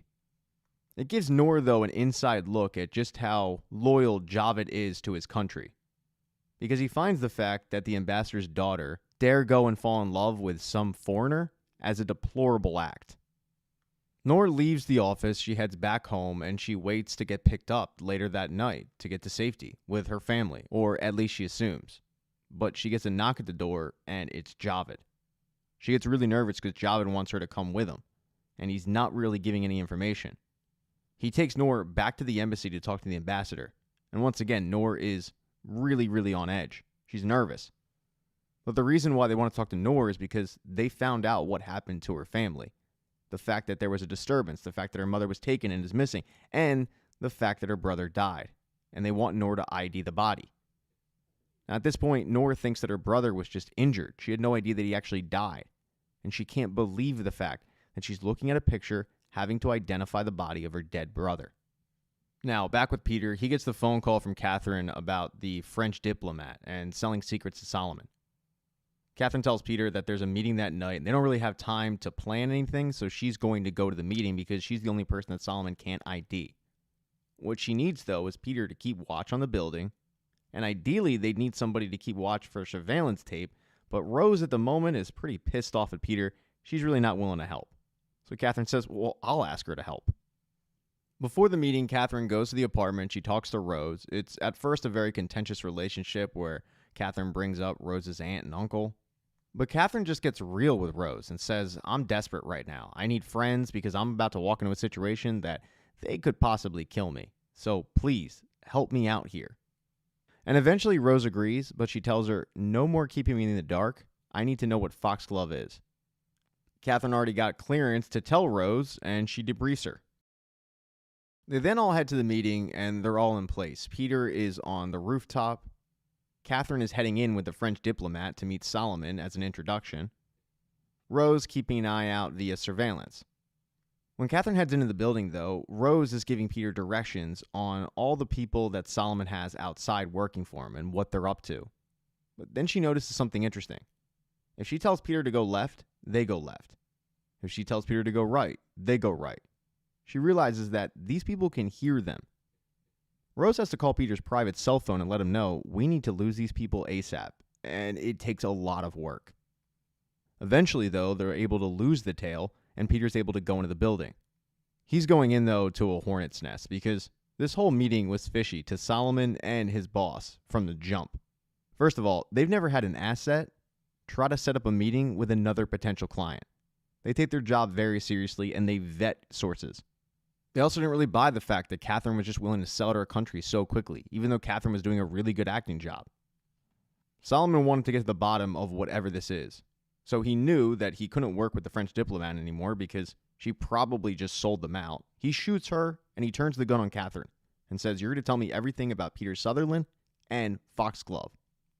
But as Catherine is trying to buy herself some time, telling Solomon, I don't know what you're talking about. I'm just here to do what I told you. Sell secrets. Peter is able to get to the room. At that point, it's 2 versus 1. Catherine knocks Solomon on the ground, and then they have him at gunpoint. Now, as for the guy who actually has the information that was given in Bangkok, Thomas, he is in a meeting with his father to find out what the hell was going on with his cousin. Thomas is pissed that he wasn't brought in on the details of what they're doing. And Thomas's father, who is in jail for war crimes via the United Nations, tells him the United Nations bends to the will of America. By having your cousin do what he did, we're going to expose the hypocrisy of the United Nations in America by making an example on American soil. I didn't tell you because it's your name filled on all the accounts with my money. Thomas says, you really think I wouldn't release the funds if you told me the truth? And then Thomas's dad gets really personal. He basically calls Thomas a bitch and says he's not prepared for this kind of work. He's somebody who always wanted all the glory, but none of the blood. Thomas takes this super personally, so later that night he calls up his cousin and he asks, how are the preparations going for tomorrow? Thomas's cousin says, yeah, we're on schedule.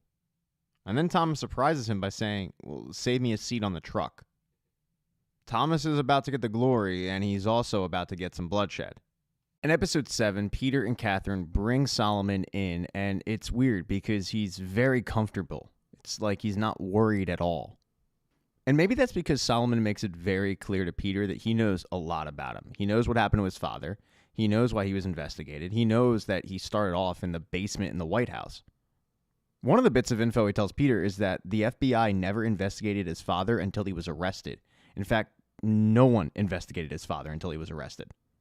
But what he implies is that his father was investigated by night action.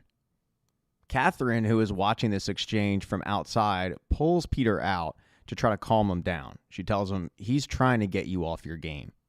They then get into a conversation about the fact that Solomon and his team knew exactly what Rose and Peter were up to the night before, and it seemed like they knew what they were up to in Bangkok. Peter asked Catherine, is there a chance that he has an FBI informant who would have given him the key codes to our comms? Catherine has no idea, but what she does know is that Solomon has contacts throughout agencies all around the world. What she can't figure out is what the motive is. As they start piecing it together, Peter hypothesizes that Solomon is nothing more than a broker. Which begs the question, who did he sell Foxglove to? Peter's phone then starts buzzing, and it's Rose. She's freaking out because there's something going on with Norah. His phone was buzzing because Rose was letting Peter know that Norah was freaking out, and she's headed to the basement.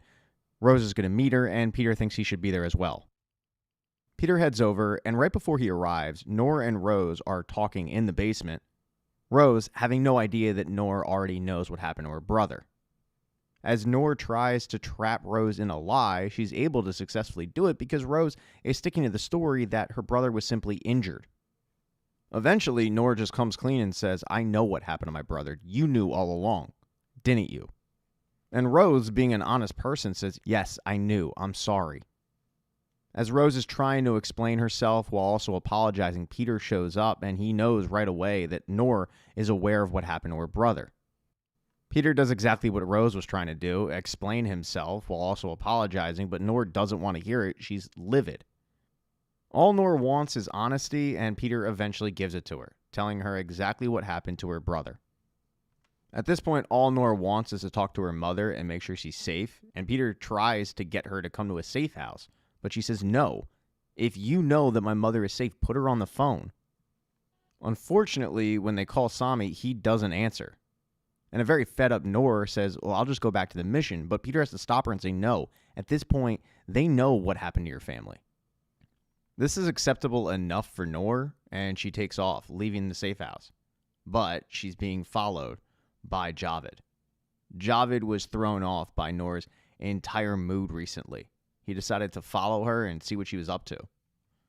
So when Norah went home, she was able to stay at her place for a little bit until she was picked up by Javid's men and brought back to the embassy, where she was interrogated by Javid, who at this point knew that she was selling secrets to the Americans.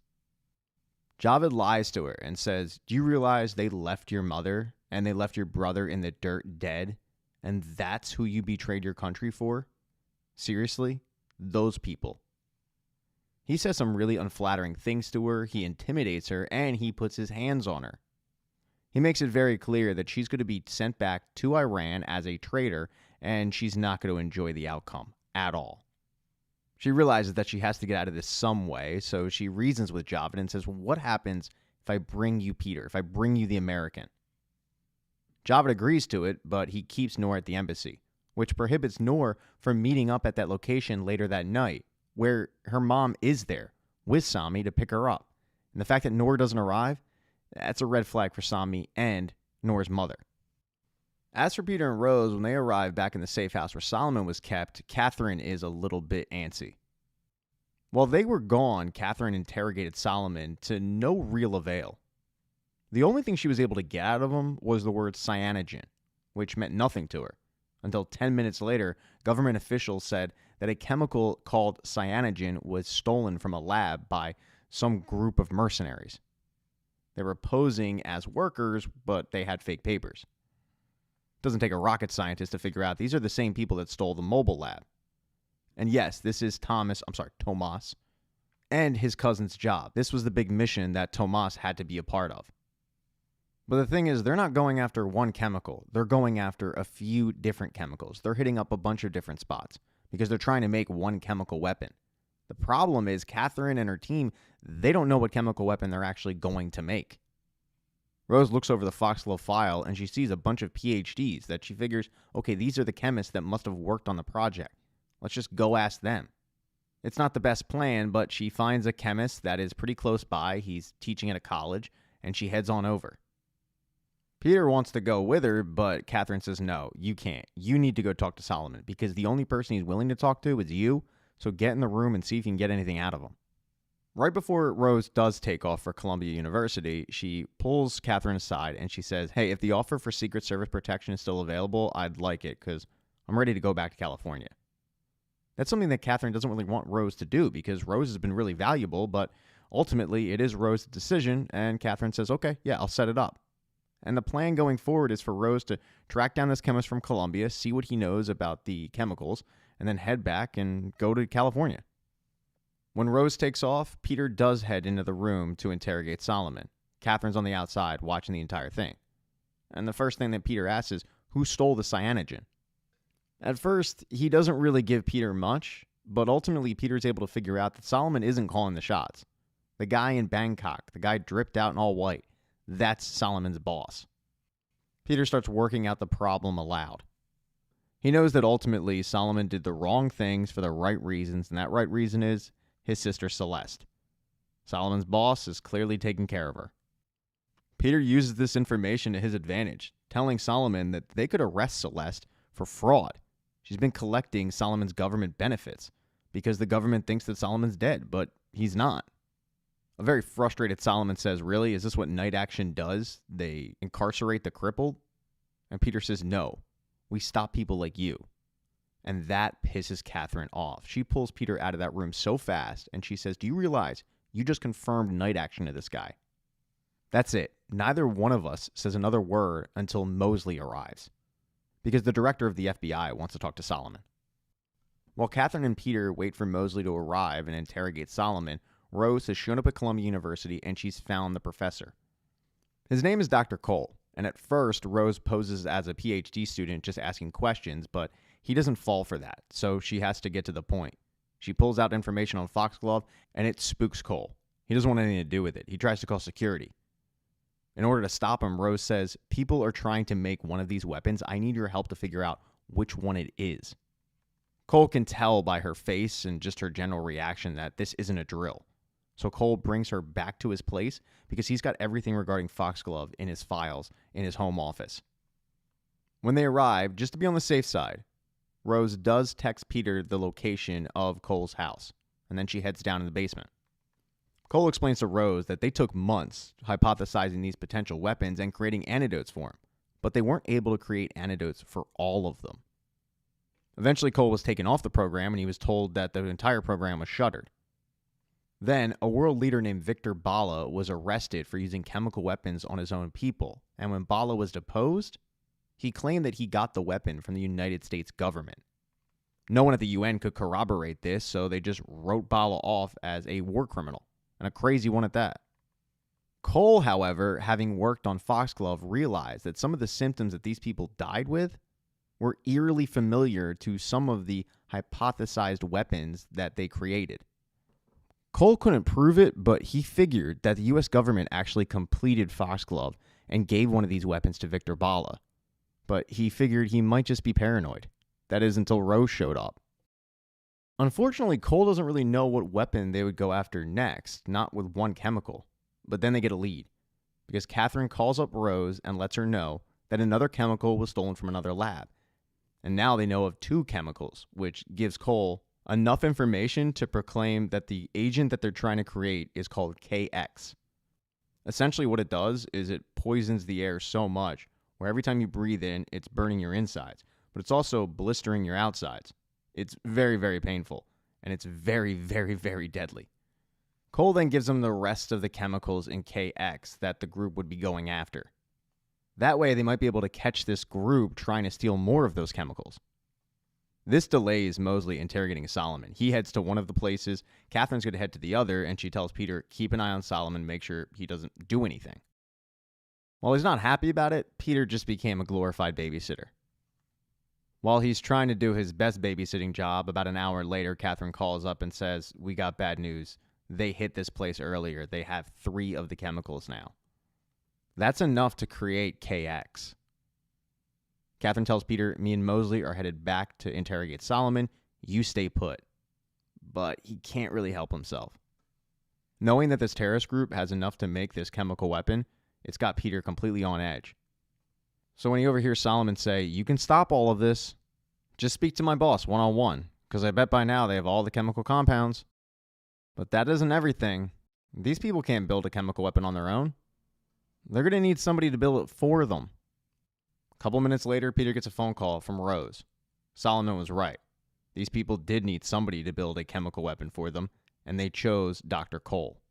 Dr. Cole, his family, and Rose were at his house when the group showed up to take them. Dr. Cole's home is an hour away. There's no way Peter would arrive in time. And he's on the phone just listening to this skirmish go down. The group is easily able to get Dr. Cole and his family. But Rose, she's dispensable. The thing about Rose, though, is she's a really quick thinker. And she tells the group, I'm Dr. Cole's assistant. And he's not going to be able to build this weapon on his own. So you need me. And they take her with to keep her alive. Peter, having no idea what happened to Rose, decides to take Solomon up on his offer. He unlocks Solomon's handcuffs and he leaves the safe house. And when Catherine arrives, nobody's there, and she feels like she has a big problem on her hands. In episode 8, Peter drives Solomon to an undisclosed location so that Solomon can call his boss and set up a meeting. But there's something that Solomon wants to discuss with Peter. It's whether or not he knows the name of the guy that Peter killed back in Thailand. Of course, Peter doesn't, and Solomon knows everything about Alice. And that's kind of the point. Solomon knows who he took the life of, but Peter, he doesn't care. To him, that wasn't a name, that was a number. But that number obviously had friends, family, people that cared about him. As they walk to the location where Peter is going to meet with Solomon's boss, Solomon does make it clear that he's walking into a situation where there are a few people there who would like to speak to Peter about the life that he took in Bangkok. The tension gets broken up when Solomon's boss shows up. And it's pretty clear from the jump that Peter doesn't think too much of this guy, because the guy is a glorified middleman who just buys information and then resells it to the highest bidder. But the guy says, no. I didn't resell Foxglove to the highest bidder. I sold it to the person who would be most effective at completing the job.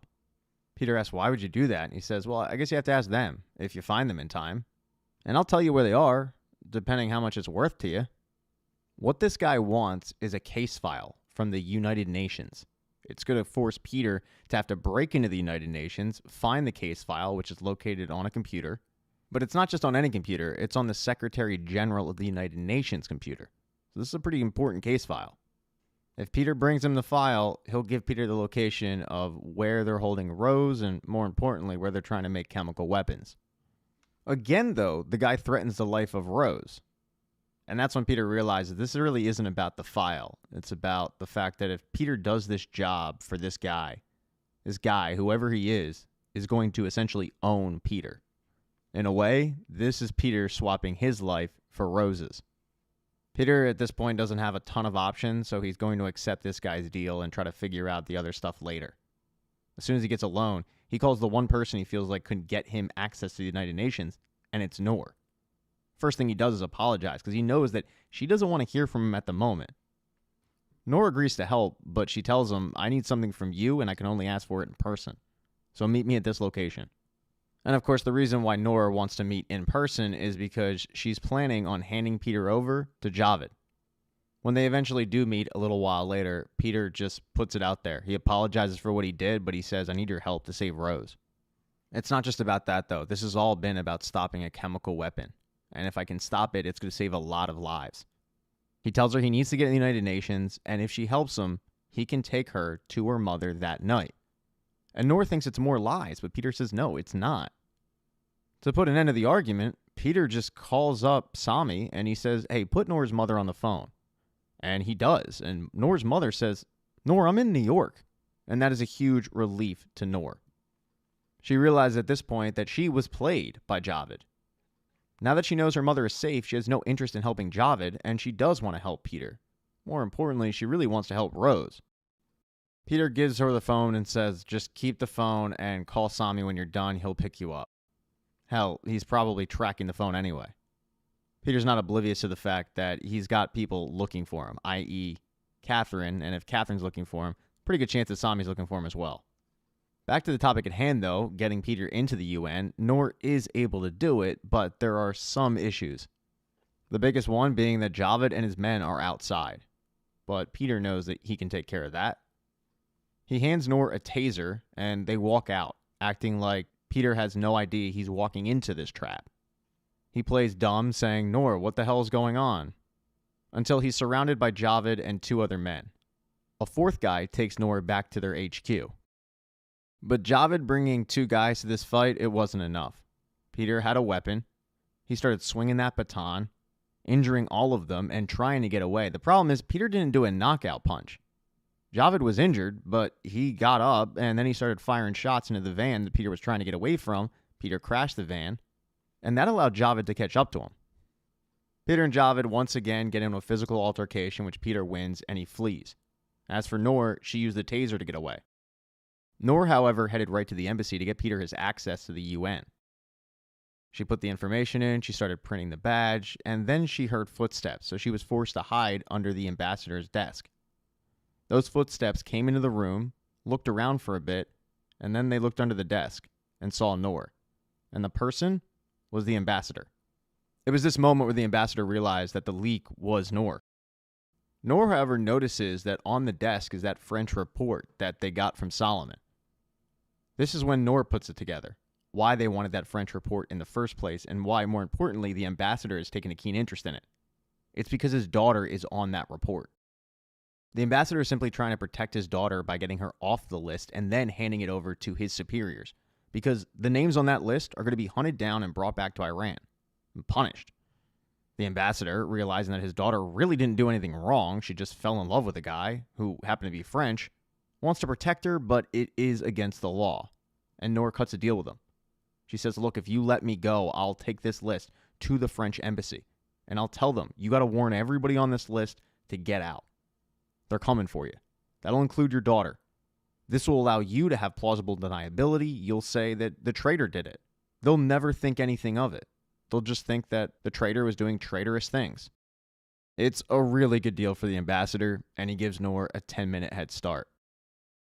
When Norah leaves the embassy, she doesn't realize it, but she's being watched by Sami, who calls up Catherine and says, hey, I've got Norah. She's leaving the embassy. What do you want me to do?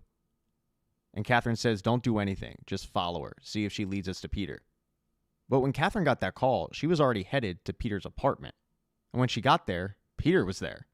He knows that he messed up, but he says, Catherine, you got to trust me on this.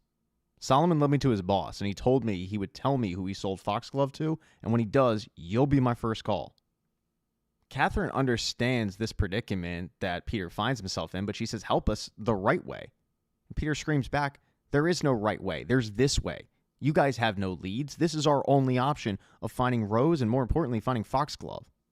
Peter tries to walk away, and Catherine pulls a gun on him. She tells him at this point she's got to take him in. To which Peter says, if I spend the rest of my life in jail for doing the right thing, I can live with that. Peter is then able to get close enough to Catherine to disarm her, lock her in a room, and get away. He then has to go meet up with Norah to get his UN badge, but she says, little change of plans, I'm now coming with you. But as for Foxglove, they are in a discreet location. You've got Dr. Cole and Rose in the mobile lab with Dr. Cole's family sequestered. Marcus is calling the shots, and Tomas is trying to rein everything in, but he's failing miserably at it. Rose and Dr. Cole are trying to stall as long as they possibly can, but Marcus is very, very impatient. At some point, though, Tomas realizes that Rose is not actually working with Dr. Cole. She doesn't know what the hell she's doing. At first, Tomas tries to play assassin. He tries to be Tommy Toughnuts with her, but Rose can tell that Tomas is not really like the others. He doesn't want to hurt anybody. She begs him to help them stop this. And Tomas, realizing she's right, realizing that Marcus has taken this thing way too far, agrees. He secretly talks to the doctor. He lets him know that he's planning on getting him and his family out of there safely, but things don't go like that. Marcus, trying to speed up production, brings out Dr. Cole's wife and stabs her, letting him know that she's not getting medical attention until they have their first vial of the chemical weapon. This definitely puts a pep in the step of Dr. Cole. He does create a small vial, which Marcus just acts like is any old drug. And Dr. Cole lets him know, dude, you need to be careful with that. That could kill everybody in this room. But there's only one person that Marcus wants to kill. It's Tomas.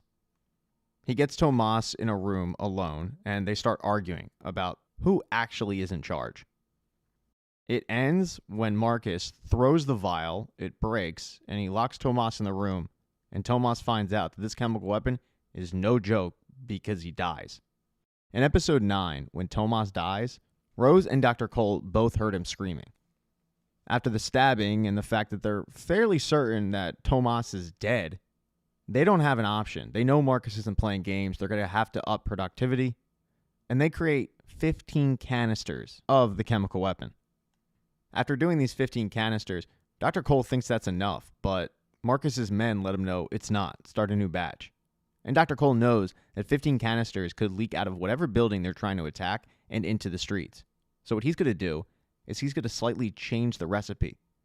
It's a risk because it might change the color, but it'll make the weapon ineffective. While they work on that, Peter and Norah are working on getting into the UN. When Norah realizes that Peter needs to get in a security general's office, she says, that guest badge isn't going to get you there. You need higher clearance than that. And that's good info, and Peter says, yeah, I'll figure something out. Norah gives Peter the name of a guy named Lars. He's the principal advisor to the Secretary General. He'll help you with whatever you need as long as he thinks you're important. Once they both successfully get into the UN, now it's time to go their separate ways. Peter tells her once she gets out, call Sami on the phone. He's tracking the phone, so he should be close by. He'll pick her up, take her to her mother. He then apologizes for everything he did, but he lets her know, I really appreciate your help with this. Norah heads to meet with a French rep who she knows that works at the UN to hand over the paperwork. She lets the rep know, you need to protect all the people on this list immediately. And the rep tells her, they're going to kill you for this. But Norah says, I know what I'm doing. She then receives a phone call from her friend back at the Iran embassy, who tells her, Norah, Javed knows where you are. You got to get the hell out of there. He knows you're at the UN. This gets Norah to flee the building immediately, where she walks into a rally for one of the presidential candidates. There's a ton of people there, but somehow Javed is able to find her. And in the middle of this crowd, he grabs her and he tells her, I'm taking you back to the embassy. But Norah, thinking quickly, bumps into one of the guys that's at the rally. This guy turns around, he thinks that Javed did it. Javed tells him to pound sand. This guy has a bunch of people with him, and a fight breaks out, but it lets Norah get away. Unfortunately, during all of this, Norah's cell phone broke, so she can't call Sami. But as Norah is trying to flee the scene, she gets intercepted by Sami. Sami takes Norah to her mother, and it's a really emotional reunion for both of them. As for Javed, when he gets back to the embassy, he is banged up and bruised, and his day's about to get a lot worse. The ambassador is kind of sick of Javed. Javed has some choice words for the ambassador for letting Norah go. Even though the ambassador said, what do you want me to do? She ran off. Javed said some things about the ambassador's daughter. So, in return, the ambassador flexed his muscles. He brought Javed into the meeting, and he pinned everything on Javed. He showed security camera footage of Javed cozying up to Norah. And he said, look, I don't know what this is, but I'll tell you what it looks like. It looks like you were helping out the traitor the entire time. A very angry Javed denies all of this. He says that the ambassador is completely wrong. He's never going to get away with this. But the evidence does look damning if you look at it from the side that the ambassador is pitching. In doing this, the ambassador just stuck everything on the head of security who was threatening him earlier, and a girl who is now in FBI protection, all the while also protecting his own daughter. Now, as for Peter, he was able to swipe an IT badge leaving one of the elevators. He used this to go to the guy's office that Norah suggested. He just posed as an IT guy looking to clean up some of the files. But when Lars, the guy that Norah told Peter to look out for, comes around the desk and asks Peter an IT question, he notices what Peter's looking at. And Peter has no choice but to use some force on the guy. It's actually a good thing he does, because what Lars tells him is, the file you're looking for is not on this computer, it's in the archives. And I'll take it to him. Lars is not really a guy that looks like he gets into many fights. He does, though, attempt to put up one when they get near a UN security officer and Lars blows the whistle, but Peter just takes the security guard out and he gives Lars a look like, dude, seriously? Come on, man. Lars, knowing that that was his one opportunity to get away, says, okay, I'll help you out now. And he takes Peter to the archives. He tells Peter where he can locate the file, and Peter's able to grab it and get out of the UN, unscathed. As he's trying to get away, he gets caught by Catherine, and he runs. Catherine runs after him, and he ends up running through the same political rally that Norah was in. But in the middle of this rally is Solomon, who sees Catherine, he grabs her, and he puts a gun to her. It allows Peter to get away, but Solomon has big plans for Catherine. He brings her to a parking garage, and he tells her to get into the trunk of a car. Catherine's not about to do that, though. Catherine fights back, and she ends up killing Solomon. Peter, meanwhile, went to go meet up with this mystery man and give him the file that he wanted in order to get the location of Rose. But before he hands it over, he says, who is this file about? He tells Peter all about Victor Bala and the mess that he found himself in. But he said it would have taken somebody very high up in the UN or the ICC to tamper with that investigation, i.e. the Secretary General. Peter still is hesitant to hand over the file, and the guy tells him, dude, you've already paid for this. Your fingerprints, your facial ID, it's all over the UN database. You might as well hand it over and get your information. Peter hands it over. The guy checks the file. He finds the one he's looking for. And he also tells Peter, by the way, the UN security tapes with your face, fingerprints, it'll be wiped by morning. I take care of my sources. He then gives Peter the location of the mobile lab. He then hands Peter a phone because he knows he owns Peter. And he says, when I call, you're going to answer this. As promised, when he gets this information, the first person he calls is Catherine to let her know where they can find the mobile lab and Rose. As for Rose and Dr. Cole, their little stunt of trying to tamper with the KX didn't work. Marcus was onto them. So they decided to pivot and just create another type of chemical. It was a knockout agent. Unfortunately, they weren't able to knock out Marcus. He took the 15 canisters and he left, but he left 5 guys behind. And Dr. Cole and Rose figured they could knock out 15 guys with a chemical and escape. It does work. They find Dr. Cole's family. They also find Tomas's body. But as they try to flee, they realize that they didn't knock out everybody. There's 2 guys with gas masks chasing them down. By this point, Peter has shown up. He talks to Dr. Cole's daughter to find out exactly what's going on inside, and he heads in with a gas mask to try to save the day. Peter goes all Jason Bourne. He heads on in there, he takes out both guys, and by the time they leave, the place is swarming with cops. One of the people that's there at this point is Catherine. She goes over to debrief with both Rose, Dr. Cole, Peter, and when Rose mentions that Tomas Bala tried to sabotage the plan, Peter says, wait, Victor Bala's son? And Catherine says, wait, Victor Bala? Rose goes on to explain Tomas, but more importantly, the danger is Marcus. She knows he's headed to the UN because she saw the uniforms. Now it all makes sense. Peter says to both of them that Victor Bala blames the UN. He said that America sold him that chemical weapon that he was arrested for, but they covered it up. And now they know the plan is to use that KX on the UN. Time is running out for Catherine and Peter to stop it. And in the season finale, law enforcement flocks to the UN, where Marcus and his team are already set up as HVAC technicians. In fact, they're already up on the roof setting up the canisters to go live as soon as the UN General Assembly is packed. The deputy director intercepts Peter and Rose, and specifically, he needs Rose, because Rose is the only one who can ID Marcus and anybody on his team. And that leaves Peter and Catherine to hash this thing out. Catherine's pissed. For the second time in a month, her agent has gone AWOL. And Peter completely understands why. He just doesn't think this is the time to talk about it. He assures Catherine, look, once this is over and done, I'll turn myself in. And Catherine wholeheartedly expects him to do that. But now, they have to stop Marcus. UN police head up to the roof looking for Marcus, and they do find him, but Marcus ends up killing a couple of cops, taking their uniforms, and now, not only does he pose as a UN police officer, he's also got their comms, so he knows where they're headed. But he also can use this to his advantage by telling them, hey, I think I saw somebody over here, I think I saw somebody over there, and sending them to the exact opposite location of where he's going. Because at this point, Marcus has enough canisters set up where he thinks he can do damage. He's only got 1 remaining, and he needs to just get out of there. As he's trying to do this, Rose really shows what an asset she is. She's able to positively ID a member of Marcus's team, alerting officials to the fact that Marcus's team have switched uniforms. She's also able to positively ID Marcus, but it's too late.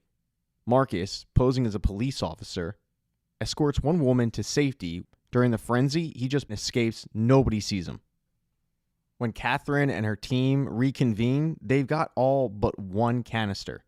It's the one that Marcus was able to sneak out of. Now it's just a matter of finding out where Marcus is headed. Rose, once again proving to be the MVP, uses Adverse to locate 2 spots where Marcus could be headed, and one of them is Tomas's girlfriend's place. They were staying at a hotel. The other is a lawyer. Rose, Peter, and Catherine head on over, and they're going to split up. Catherine going to the lawyer, Peter and Rose heading in the hotel, hoping that they'll be able to find Marcus and stop this threat completely. And Marcus did, in fact, go to the hotel. He decided to set up the last canister in the HVAC system of said hotel, because this hotel is where a lot of UN ambassadors stay. So if he can't take them out at the UN, because likely the General Assembly will be postponed for the day, maybe he can take them out at the hotel. After setting up the weapon, He heads to Tomas's girlfriend's hotel room, and her big concern is, where exactly is Tomas? And Marcus tells her he's safe, but the three of us need to flee the country now, which she's not really keen to do, especially with the fact that Marcus won't let her talk to Tomas. And Marcus, being very, very impatient, finally just pulls a gun and makes her realize, yeah, this isn't going to go the way she planned. She's now a prisoner. Now, right outside of the hotel, you've got Peter and Rose about to head in, but before they do, Rose wants a little bit of information on what exactly happened with Peter and how he found the location of the lab. And Peter tells her everything. The fact that he had to make a deal with this mystery man. And that sparks a bit of an argument because Rose didn't want Peter to do that for her. But as he explains, it wasn't just for you. It was for literally all the people that they would have killed. They realize that this really isn't the best time to have this argument, so they head into the hotel room, they head up to Sloane's hotel, they knock on the door, and Sloane does answer, but what they can't see is the fact that Sloane is at gunpoint. Sloane tells them that Marcus isn't there, but she uses a hand signal that's a universal distress sign, letting them know that he actually is there.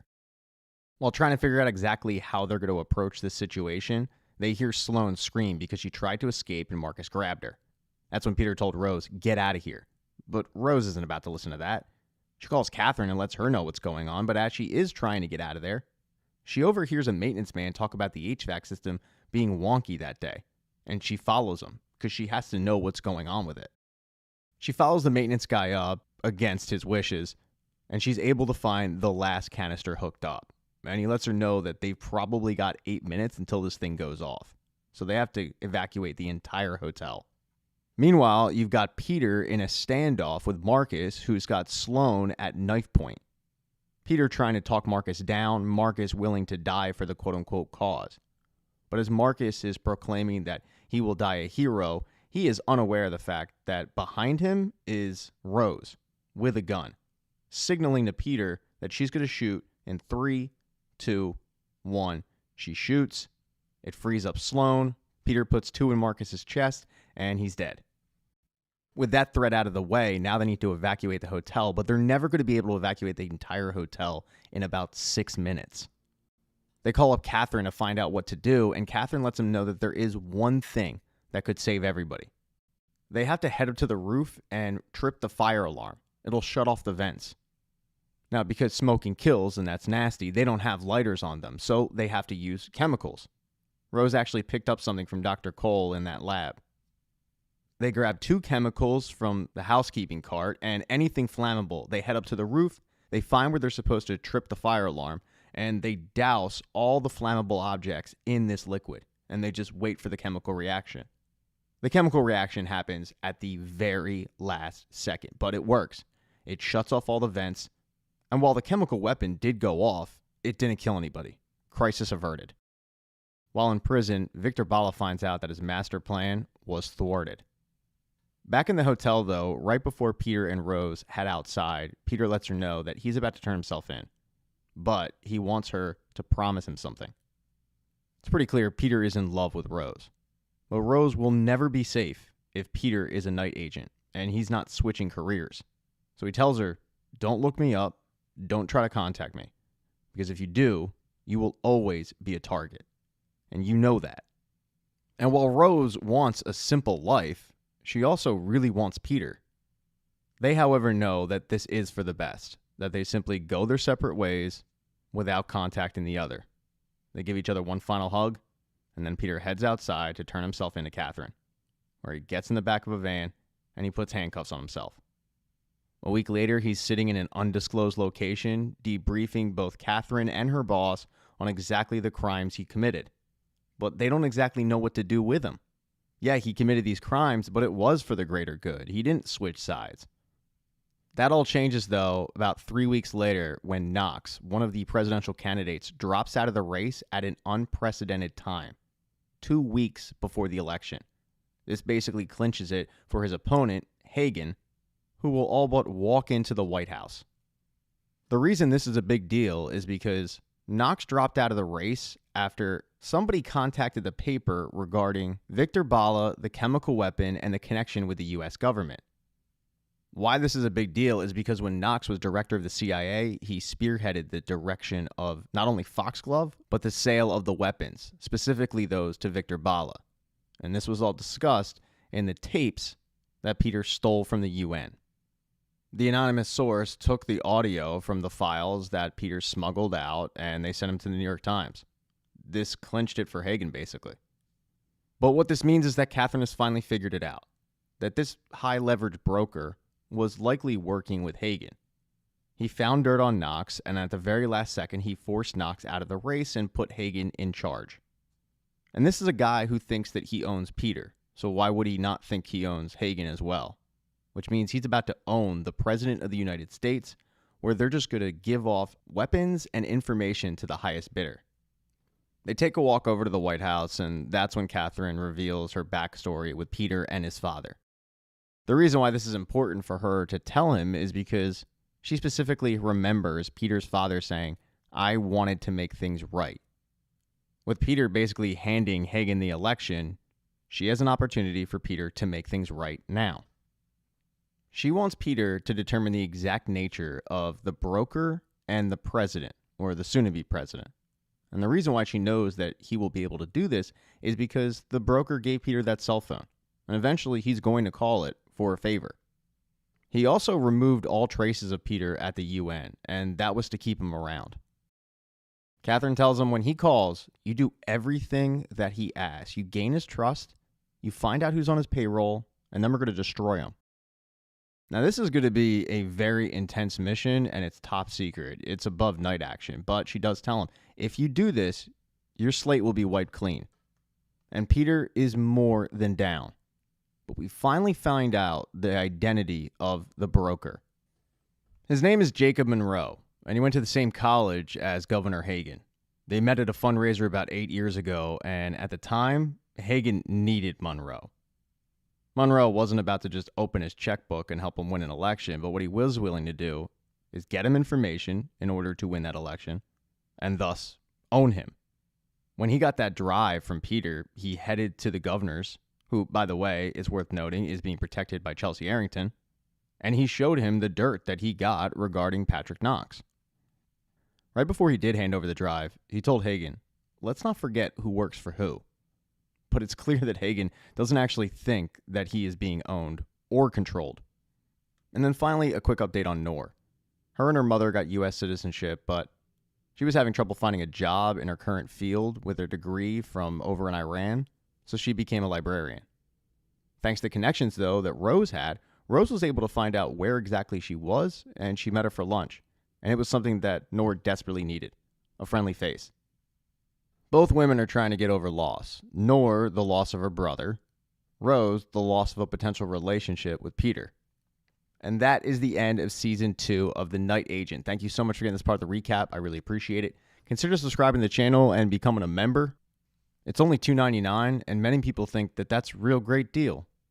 If you don't want to do that, you could always buy a shirt or a hat or a mug or something. What you can't do, though, is leave nasty comments, because those, they make me feel bad. If I made a mistake, you can just keep moving. Hit thumbs down for that. Let me know what you thought of this season, and just know, I really do appreciate you guys checking this out, and hopefully you'll be back for Season 3.